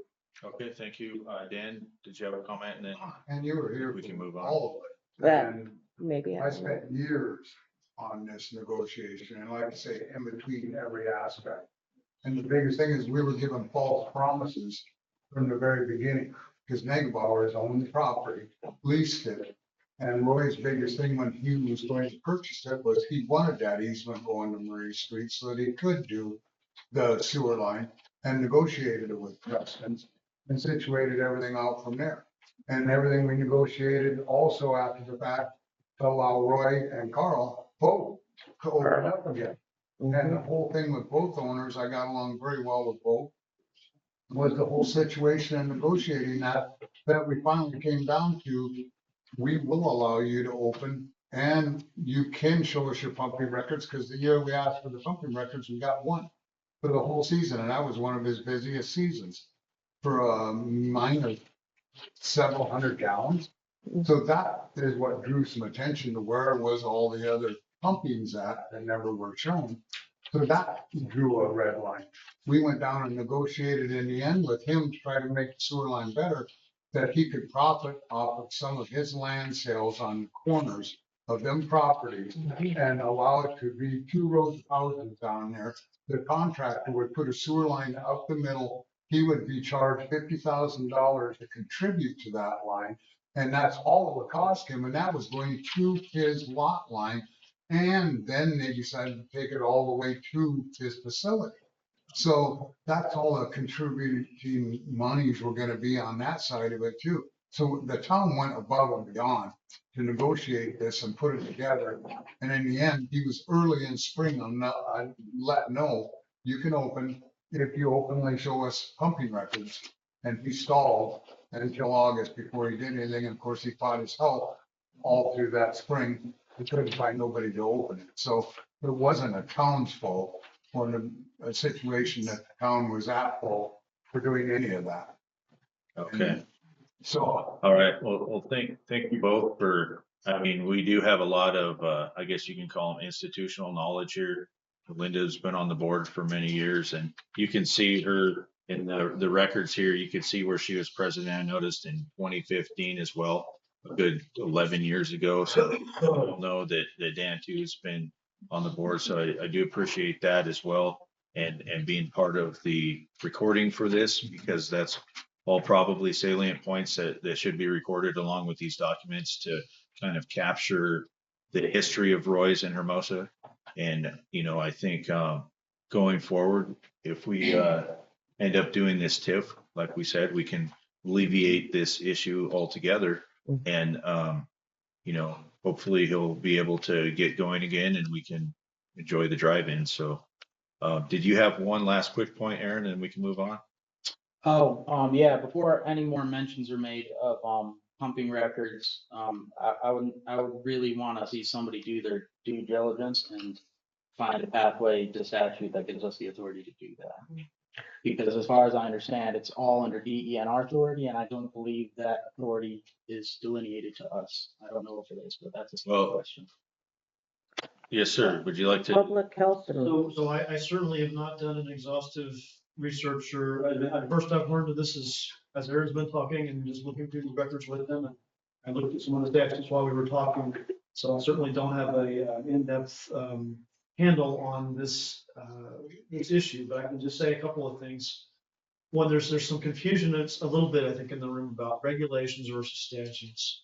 And so just in general, and sometimes, yeah, regulations are put into place to say how a board runs for the state government or how that's organized or other sub-departments or others what they're supposed to do.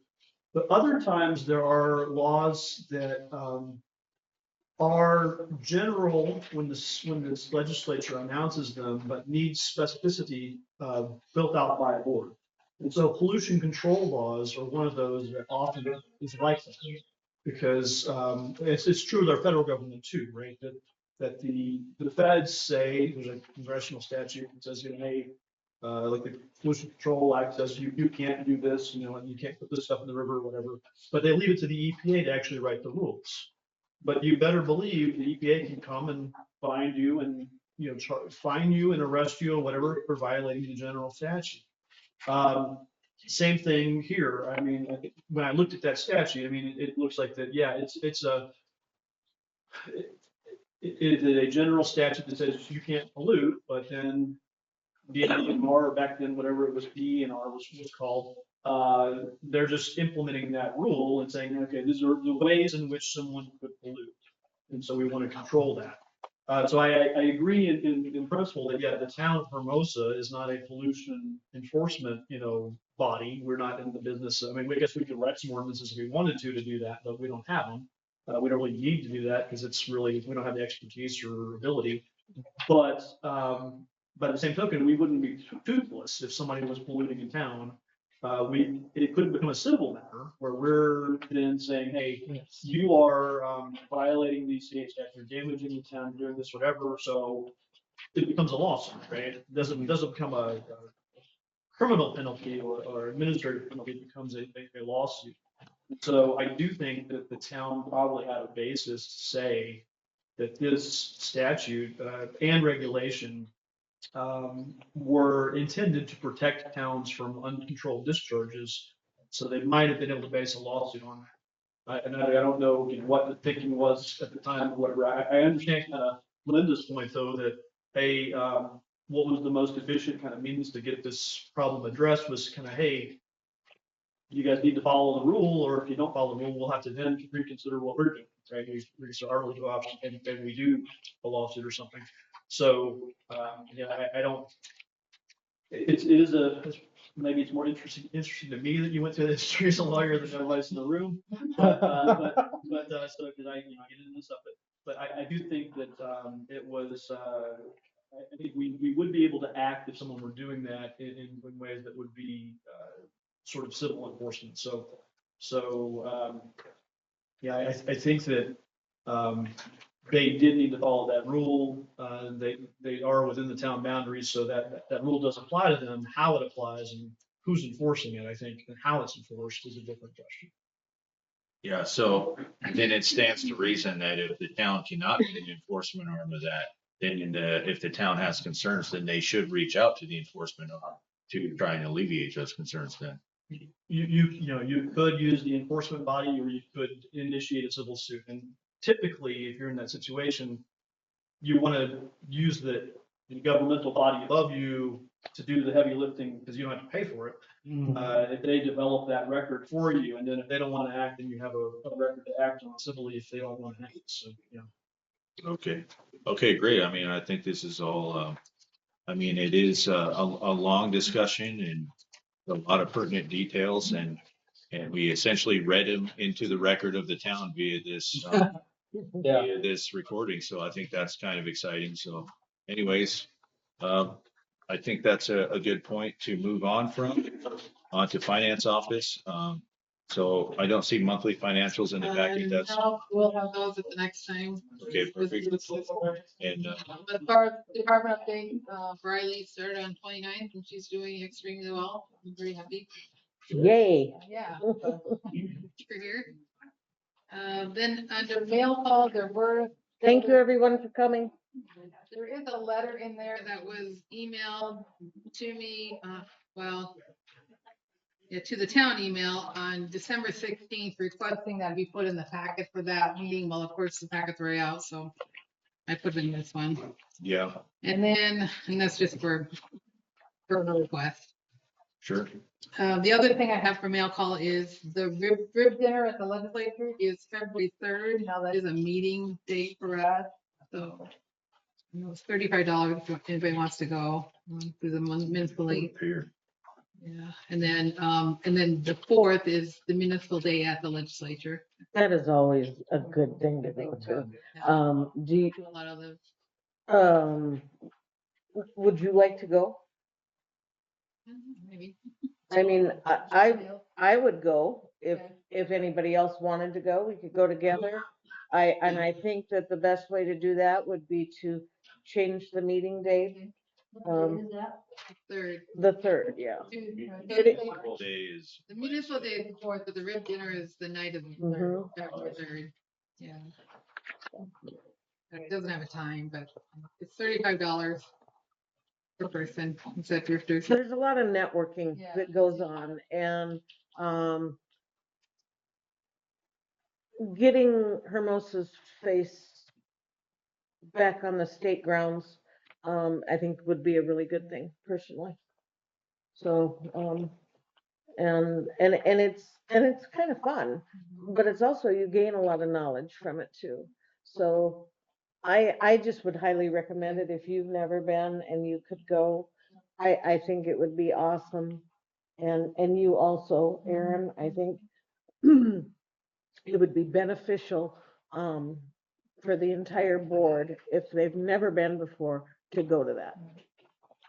So I guess if you could let me know. We just have to do it before the 20th, because then the prices will increase after the 20th. So if I could let you know by the end of this week. To go. Yeah, I mean, I guess if one or more of the board went, we'd have to reschedule that meeting. Yes. And it would, seems like it would make the most sense to reschedule it to the Monday, the 2nd. That would be Do that. my thought pattern also. Could we just go ahead and reschedule that right now? Okay. Sure. And leave it That's a open good as to idea. whether the board members want to. Okay, where's? So what time is it dinner? What time is It it? doesn't give a time. It doesn't, I know as far as this whole thing. it doesn't give me a time in here. We have to register in Wait. the information. They want to keep it as. Well, I'm guessing it probably around 6 o'clock. Yeah. Then we'd come back. February. Back that night. No, you go to the legislature and listen and speak to all the representatives, shake hands, blah, blah, on Wednesday, and then you come home on Wednesday night. So it would be, if you wanted to go to the rib dinner, it would be one night, yeah. Night in a motel, so. Trina and Jan. Didn't we have a special meeting beginning of February to discuss procedures with the lawyer? Except for the 3rd, but it could be, Oh, so we have to move that. Well, Wait a second, we had a special meeting scheduled. No, we just had, he was gonna go over the, Procedure. Oh, the open yeah, meeting. right, book. okay. but it could be a. And then we needed I don't or, want to postpone it too far. but it Right. could be a Right. kind of later meeting. Yeah. Okay. Are you unable to attend on the 2nd then? February 2nd. Oh, I can, sure. I mean, so if we switch the meeting to February 2nd, we could do Do that then. that presentation then. Yes.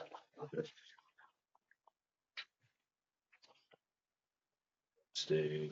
Dan, did you have a comment? Did you have your hand up? Yeah, and that's something you, like Linda said, I didn't miss one for 15, 18 years. But it was nice, but on Wednesday morning, you could watch the House and the Senate, and then you go to the rib dinner, and then the next evening were at the House one or the Senate one, but watching the operations for you guys to see how they move and how some of the grandstands are. It's just a spectacular show. They're really, It really is. it is. And I would say that, let's see. Our next meeting will be, 20th? putting in to place our new board member. And this should be open to her to be able to go to if she can also. So, Yeah, that makes sense. so you would like to know by the end of this week? I think the sooner the better. Well, the sooner the better for making motel reservations is one of the big things. Yeah. So, Well, you got family, you probably can stay with, Yeah, I have plenty of reasons. but you could stay at the motel. Okay. Yeah, I know there was kind of a flap over the letters getting in the packet, and I mean, this letter here, like I said last time, just because we put a letter in the packet doesn't mean that we're endorsing the contents of the letter. I mean, in this letter in particular, they're having some opinions about the Board of Trustees and things like that, which, you know, people can read it to see if they believe that if that's founded or not. I don't think that it's prudent to comment on that at this time, but I'll just say that, you know, we choose to print letters or to not print letters as a matter of transparency. So, I mean, if it was this person's right to send us a letter that, you know, to state that they thought the other letter was improper, and so we included that one too. I don't know that in the future we'll include letters from people that don't live in town. That might be a policy that we can adopt in the future so that we can, you know, make sure we're considering the opinions of our constituents rather than, you know, others that may not live in the town. So that could be something we look at going forward maybe, but anyways, did you have any thoughts on that, Aaron? Just a little point. This particular one actually asked to be included in. Sure. So it's like, Which one do you put in the- yeah, Are you it's like, meeting for the- I mean, Yeah. we're just doing what. Well, and again, I mean, we did it as a courtesy, but Right. if we decided not to, and then this person not being, no longer being a citizen, I mean, we're certainly not obligated to include a communique from non-citizens. I mean, I would think since we work for the citizens that we should make sure to include things from citizens. But, you know, the other side of that coin is that this letter was a response to an anonymous letter, which we did print. So we didn't know if that person was actually in the town. So, We you have a know, pretty good idea where the anonymous letter came from, so, yeah, it's a childish game. right. So anyways, I mean, I think it's a good policy to make sure that we have letters from citizens in here. And if there's letters from non-citizens, you know, I think it's the discretion of, I guess in this case, it would be Terry as to whether or not that it should be in there. So anyways, very good. So next item up, Finance D, decline town board payout for Tuesday, 1/6 special meeting. So we did have a meeting all the way yesterday, seems like forever ago. it does. We actually did have one, and so I guess I'll make the motion to decline that the town board gets paid for that meeting. I'll second that. It's a fairly short meeting. Sorry. You're making up for it tonight. Yeah, that's true. Well, it is true. Okay, so do we need any discussion on this one? Dan, do you have Can you a act quick on that comment? since it wasn't on the agenda 24 hours prior? It wasn't, it's just Well, 4 For the hours. non-payment. we, We added it. we added it tonight Oh, and it's, yeah, but you it's added not, this. it's not required to be on the agenda. It's recommended that things be on the agenda. And we intended, we just actually discussed this at the special meeting Yes. to do Morning. that. And, so we decided to take action on that, today. So, I think the agenda was probably already out at that point, so. Anyways, but thanks for bringing that up. Can Yes, sir. so Dan, I know it's like a topic that you're kind of, you're always like kind of bringing up. I Mhm. just want to say that, I'm gonna try to focus on that a little bit when I do my open meetings presentation. If there's like a specific decision that was made by the Open Meetings Commission that relates to that question. And so I think, and I mentioned that to the board at one of the other meetings, but I think that'll be in the packet. You can look at it. But, that decision essentially says that as long as you're putting out the proposed agenda, 24 hours in advance, the board is free to add items to it, and act on them. As long as you made that proposed agenda, you don't have to have that item specifically on the 24-hour advance agenda. And so that was a finding by that commission that Yankton, it was the Yankton Board of Commissioners, I think, that was accused of violating the rule. Mhm. And so anyway, but I just, you can kind of get excited for that presentation on February 2nd. To cover that topic, for sure. Good, thank you. Yeah. All right. Well, thanks for bringing that up and thanks for your answer, Scott. That was very nice. Mhm. So let's see. So we have the motion on the floor still. Yep. Open motion. So, do we have any other discussion on this one? Okay, seeing none, all those in favor? Aye. Aye. Motion carries. Okay, very good. On to old business, second reading for the 2.077B supplemental 2025 appropriations ordinance. And Terry, did we make any And I changes? did change, so I went back, because now that we paid all our bills through the end of December, I had a more concrete number. So for the Board of Trustees, it's gonna be 1,601. And like I said, that was essentially due to those, posting of our new website. We did a 2-year and then we did a 3-year, so we're good for 5 years now, but we had of course only budgeted for that catalyst, that's 250, so those two together were like 1,700, so that's kind of what put it over. And then, of course, the TIF is just the TIF taxes that were collected and then dispersed out to the proper taxing entities. Okay, Cal, can I say something? yes, ma'am. To the general public, I believe when this is posted, it says Board of Trustees. And so I think to the general public, they're looking at it like we've made that much more in wages. Oh. And so I just want to be clear that that is not for wages. So I know it kind of appears that way, but it is not, so. Professional fee Yeah. is, yeah, because there's actually wages. A column, yes, yeah. And I think maybe, to your point too, when we're discussing budget, anything that falls under the town office goes under the column Board of Trustees when we're doing budgets. So that's why it would be under the Board of Trustees column.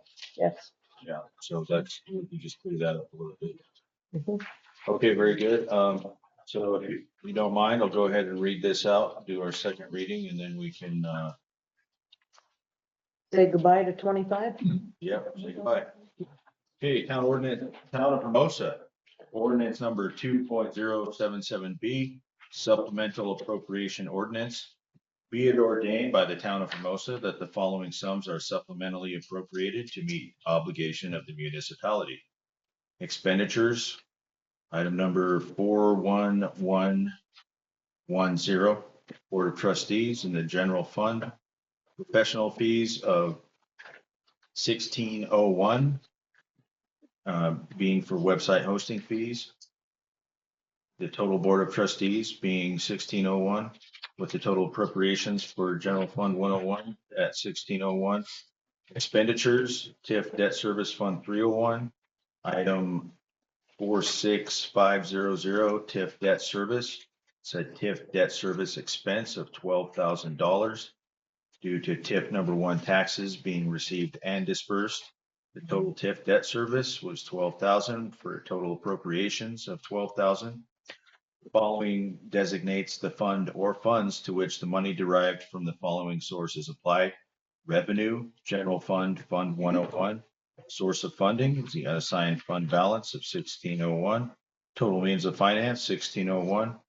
Revenue, sort of the TIF debt service, Fund 301. Source of funding is an unassigned fund balance of $12,000. The total means of finance of $12,000.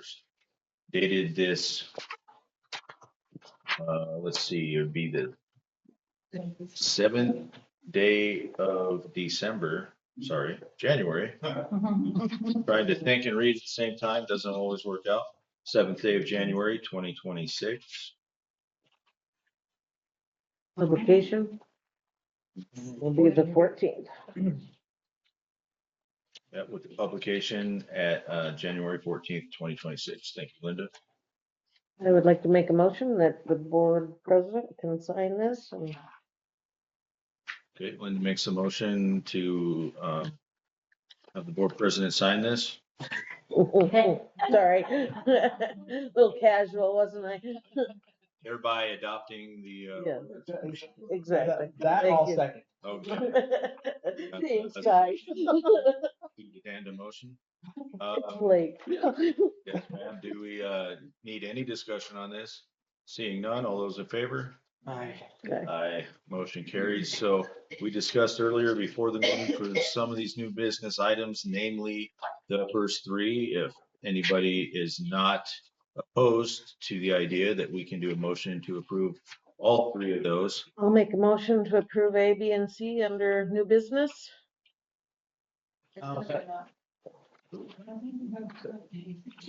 Donna seconds. And I'll just go ahead and read them out for the audio record. Item A is designation of Custer County Chronicle as official newspaper for 2026. Item B is designation of Bank West as the official financial institution for 2026. And item C, the resolution 01-2026, the town of Hermosa salaries and wages, which I believe are not any different than they were from last year. And they also comport with our current budget. The budget. Okay, so we do have a motion on the floor and seconded. Do we have any further discussion on these ones?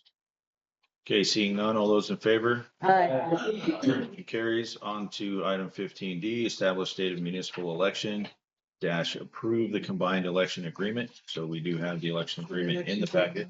Yeah, so the county does have an election this year, so it's always in our best interest to combine with them to get better, cheaper for us, and then probably better turnout as well. Okay, So I have, And that would be that's gonna be June June 2nd. second, Tuesday, June 2nd, and that'll be the primary. So we'll be fighting with the county on the primary election.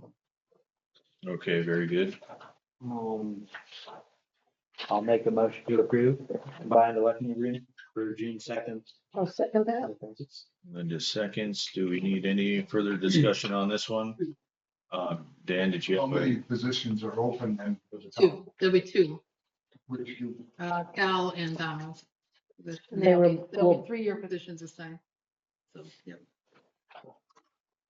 Okay, any further discussion, questions, comments, concerns? We already have the meeting date changed due to that election. Am I correct Yeah, on I that? think when we did the calendar, Yes. we have it on the 9th, Mhm. the following Tuesday. So that's already been done, so, okay?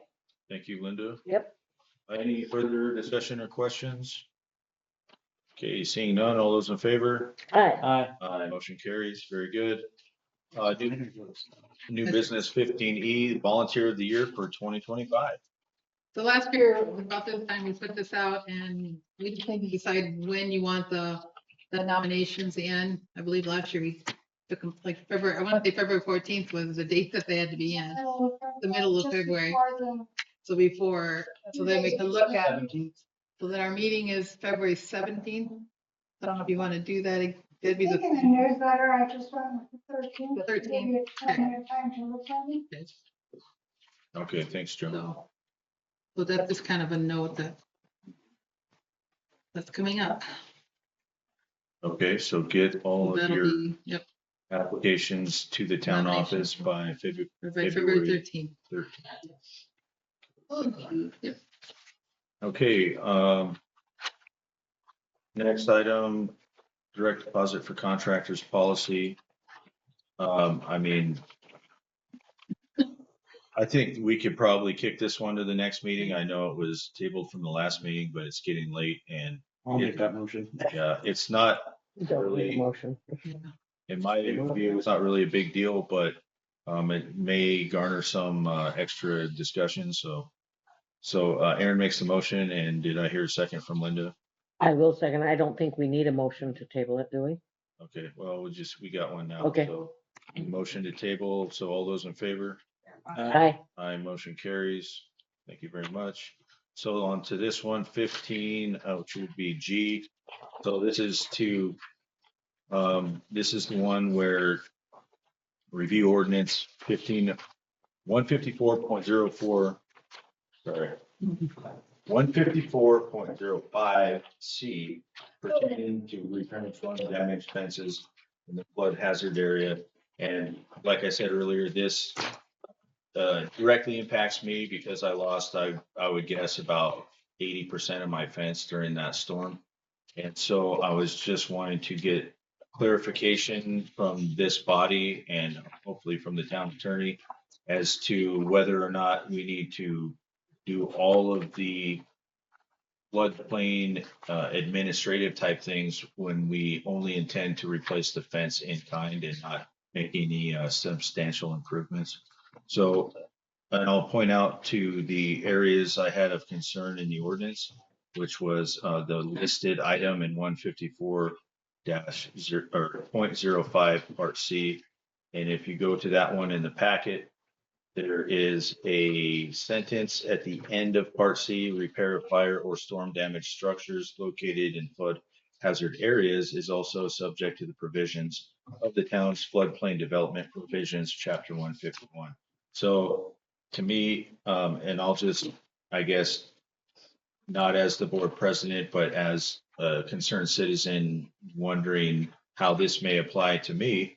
So I read that and I wanted to bring this to the board, and then I read further in chapter 151.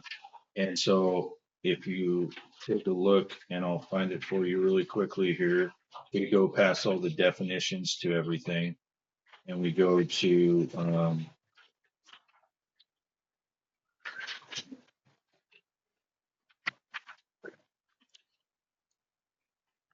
so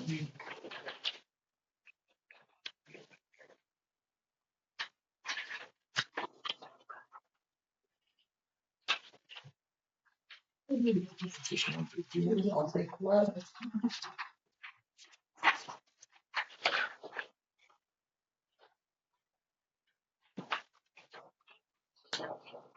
We get all 151.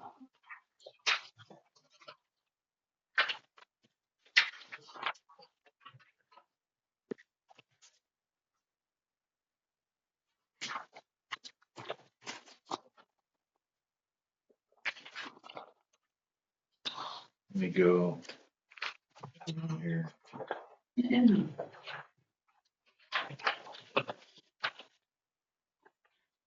not finding. I don't even know. I know. Well, It's late. I was trying to find it on the paper. I'm not seeing it on the paper. I'm used to seeing it on this. Can I tell you what I think? Right. Yeah, you can, I mean, you can give your take on it, but I would like to point out the language in 151 that I think. Why don't you pull it up on the computer? Sure. If I'm right, as long as you're replacing what was damaged, the only thing you need is an informational permit. Even if it is in the floodplain, because it was there, it was already grandfathered in, Joan? I guess we've had different answers over the years to this very question, and we need a correct answer because I'm quite sure that Cal isn't the only one. Therefore, I've always referred that question to our floodplain administrator, whoever that is this year, and go with whatever they say. However, I do always request they put it in writing, even if it's an email, and it should be kept.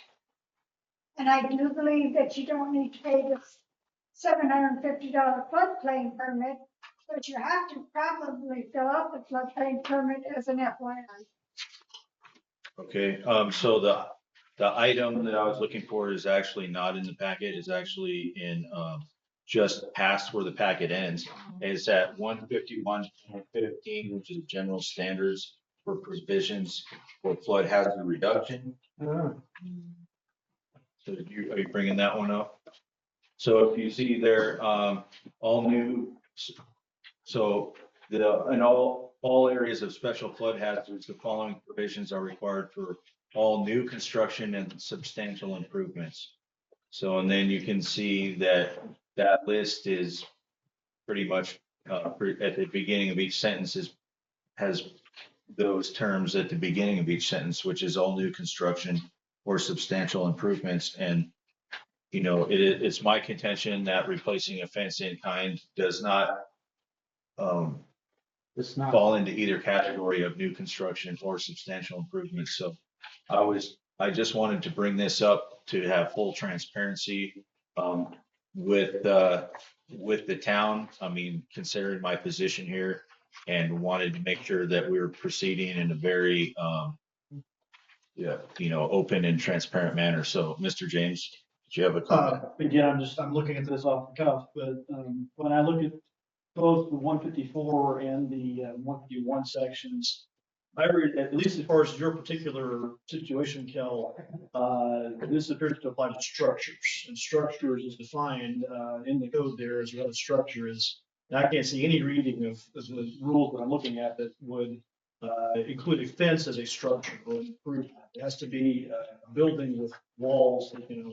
I mean, a shed could be or something like that, but not a fence. So I don't think repairing a fence falls into this. Now, there may be other people like Joan said that may be in that boat, and they're gonna have to look at this a little more closely, where they may have to do something with a permit.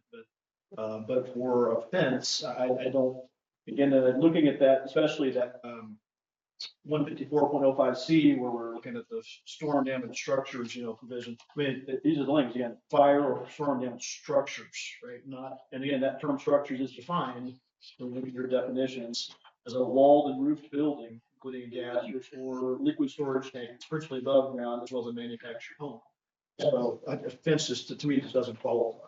That's, but that's just sort of off, yeah. Okay, thank you, Joan. We know it's not a structure. The reason, the difference in fences is simply that in the floodplain ordinance, it says you have to have a breakaway fence. Should this fence be old enough that it wasn't that way, then you would be asked to build it that way. And also, I believe it says in there somewhere, the basic thing we got out of it from every floodplain administrator is you don't do anything in the floodplain without letting them. Okay. All right, so I'm going to show you floodplain administrator or is finished.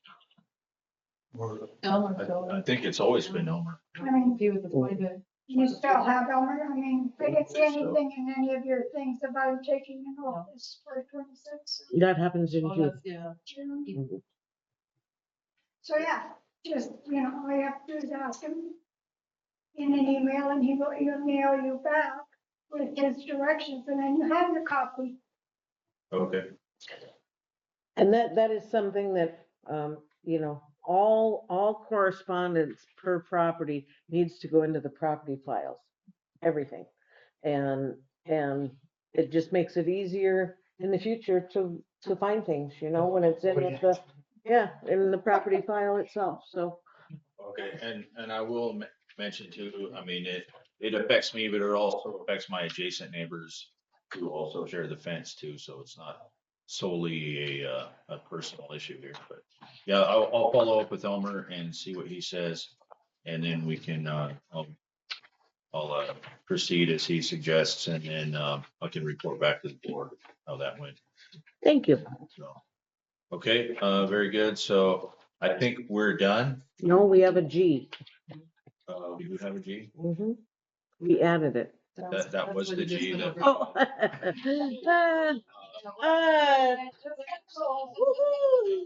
However, we do have items from constituents. We can't forget that.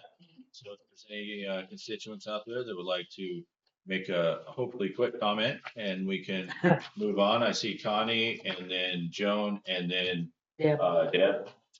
Good meeting. I'm ready to go home. Okay, thank you. I think it's been a great informative meeting. I'm glad I came. Learned a lot of new things. Okay, thank you. Deb?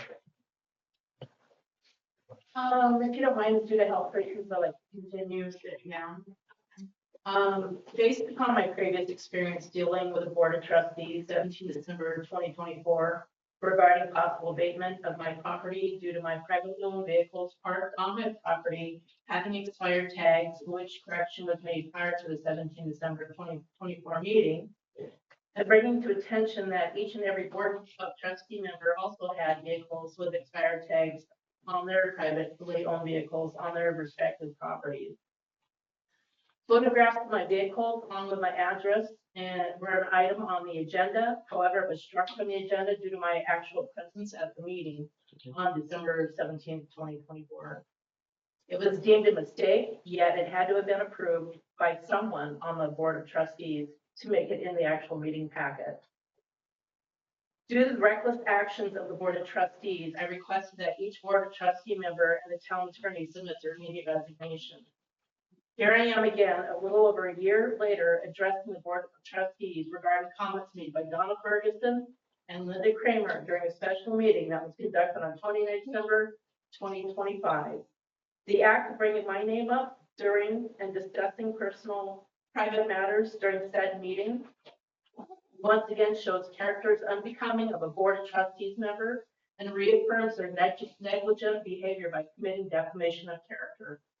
Slander, spoken defamation, false accusations in a meeting, libel, written or published defamation, print, online post, or social media, and malice, knowing falsity or reckless disregard due to your public positions. I'm here to remind the Board of Trustees that you, as public figures, are entrusted and expected to hold yourself to a higher standards. Your actions and behaviors are being watched by the citizens of Hermosa, and there may be future legal consequences for your carelessness. In closing, I'm requesting the immediate resignation of Linda Kramer and Donna Ferguson as a result of their ongoing and continued harassment. All right, thank you very much. Dan, did you have your hand up? Yeah, thank you, for a good meeting. I still do want to remember you that I still am offering free services to help on road maintenance. Anything that needs to be done in a good fashion member way. Questions on the dumpster. I see one of them got dumped.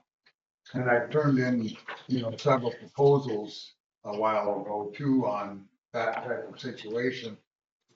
And I brought some material over to the dumpster tonight, and just for curiosity with the one that was there, I thought, I knew they were not that full, just a lot of, and I was able to push this one down to half. So his down pressure versus mine, I could have pushed the other one down to half too. Well, And what I'm gee, saying, I'll tell him how that much, you didn't do it. Donna, excuse me.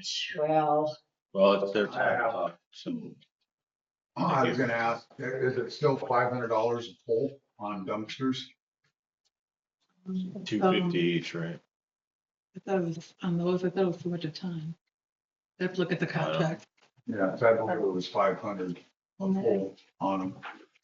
But I want to say it any- was so much a ton.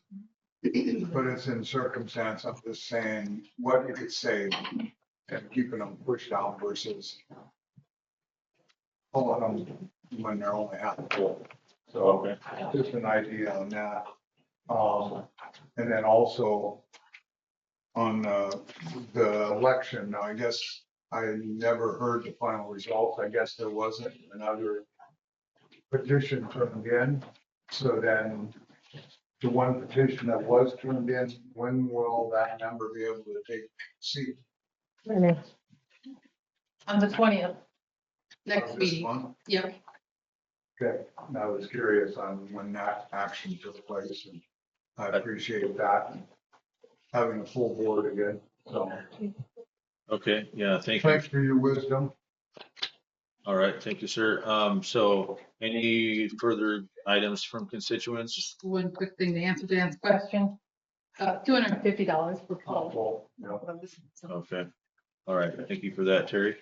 So on to trustee input. Donna, did you have any input? Yes, I do. My husband pushed those dumpsters down the other day. And I'm really sorry that he can't push them down as damn good as you could. I'm trying not to do it again. All right. Well, that's what you said. You have more compression, you push them down, so as long as he doesn't have it, then. I never said a negative thing against. All right.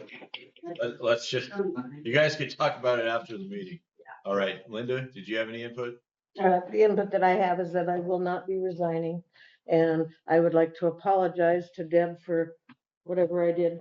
Sorry, whatever I said. We're not perfect either. We try, but it doesn't always come to pass. I'm sorry. Accept your apology at this time. That's fine. I understand. Okay, thanks, Linda. Aaron, did you have a comment? I have one more. You can have it back. Thank you.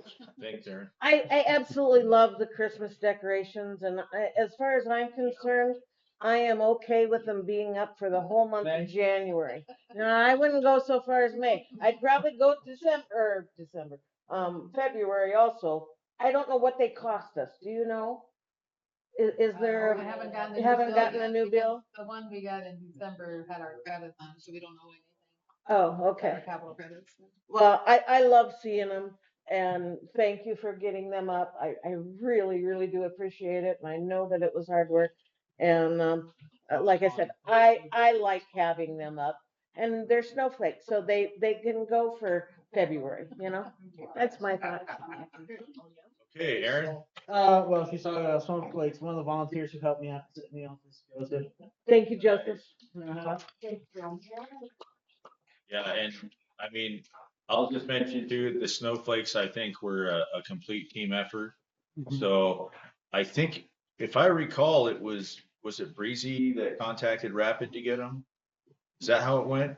And I know Dan and Deb picked them up from Rapid. And I picked them up from Deb. I picked them up from them, and Aaron and I counted them. And then Aaron and an assortment of volunteers put them up. So I think this was a great team effort to get those up, and they do look great. I just noticed that driving down the street. Maybe I finally had a clear view through my windshield. Yeah, they look pretty close. Especially that first one. Oh, I it's. do think they look great. And I guess, Deb, if you have one small comment. Just a small one, Aaron. They're beautiful. But I would suggest, I guess over in Keystone, they took the flakes and put them inward on some of them areas because they're so, or above the like thing. But some of them were really close to that.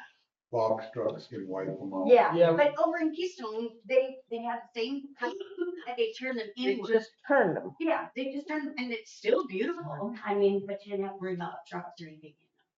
Okay.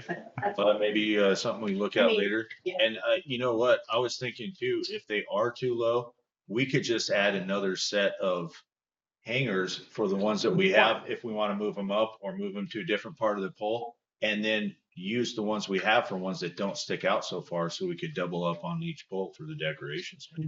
That's out of the box. We've got, yeah, we've almost got double. Not quite. Okay. All right, very good. All right, well, do we need an executive session tonight? Are you done with your input? Sorry, we all interrupted you. Oh, no, I thought he was done. yeah, no, I was good. I'm good. Snowflakes are fun. Okay. I don't think we need one. Easter. All right, so I'm not here in executive session, so I'll make the motion to adjourn at 10:03. I'll second that. In the seconds. Any discussion? Okay, all those in favor? Hi, thank you everyone for coming. Meeting adjourned. That was a long one. Oh, good. Yeah, that was.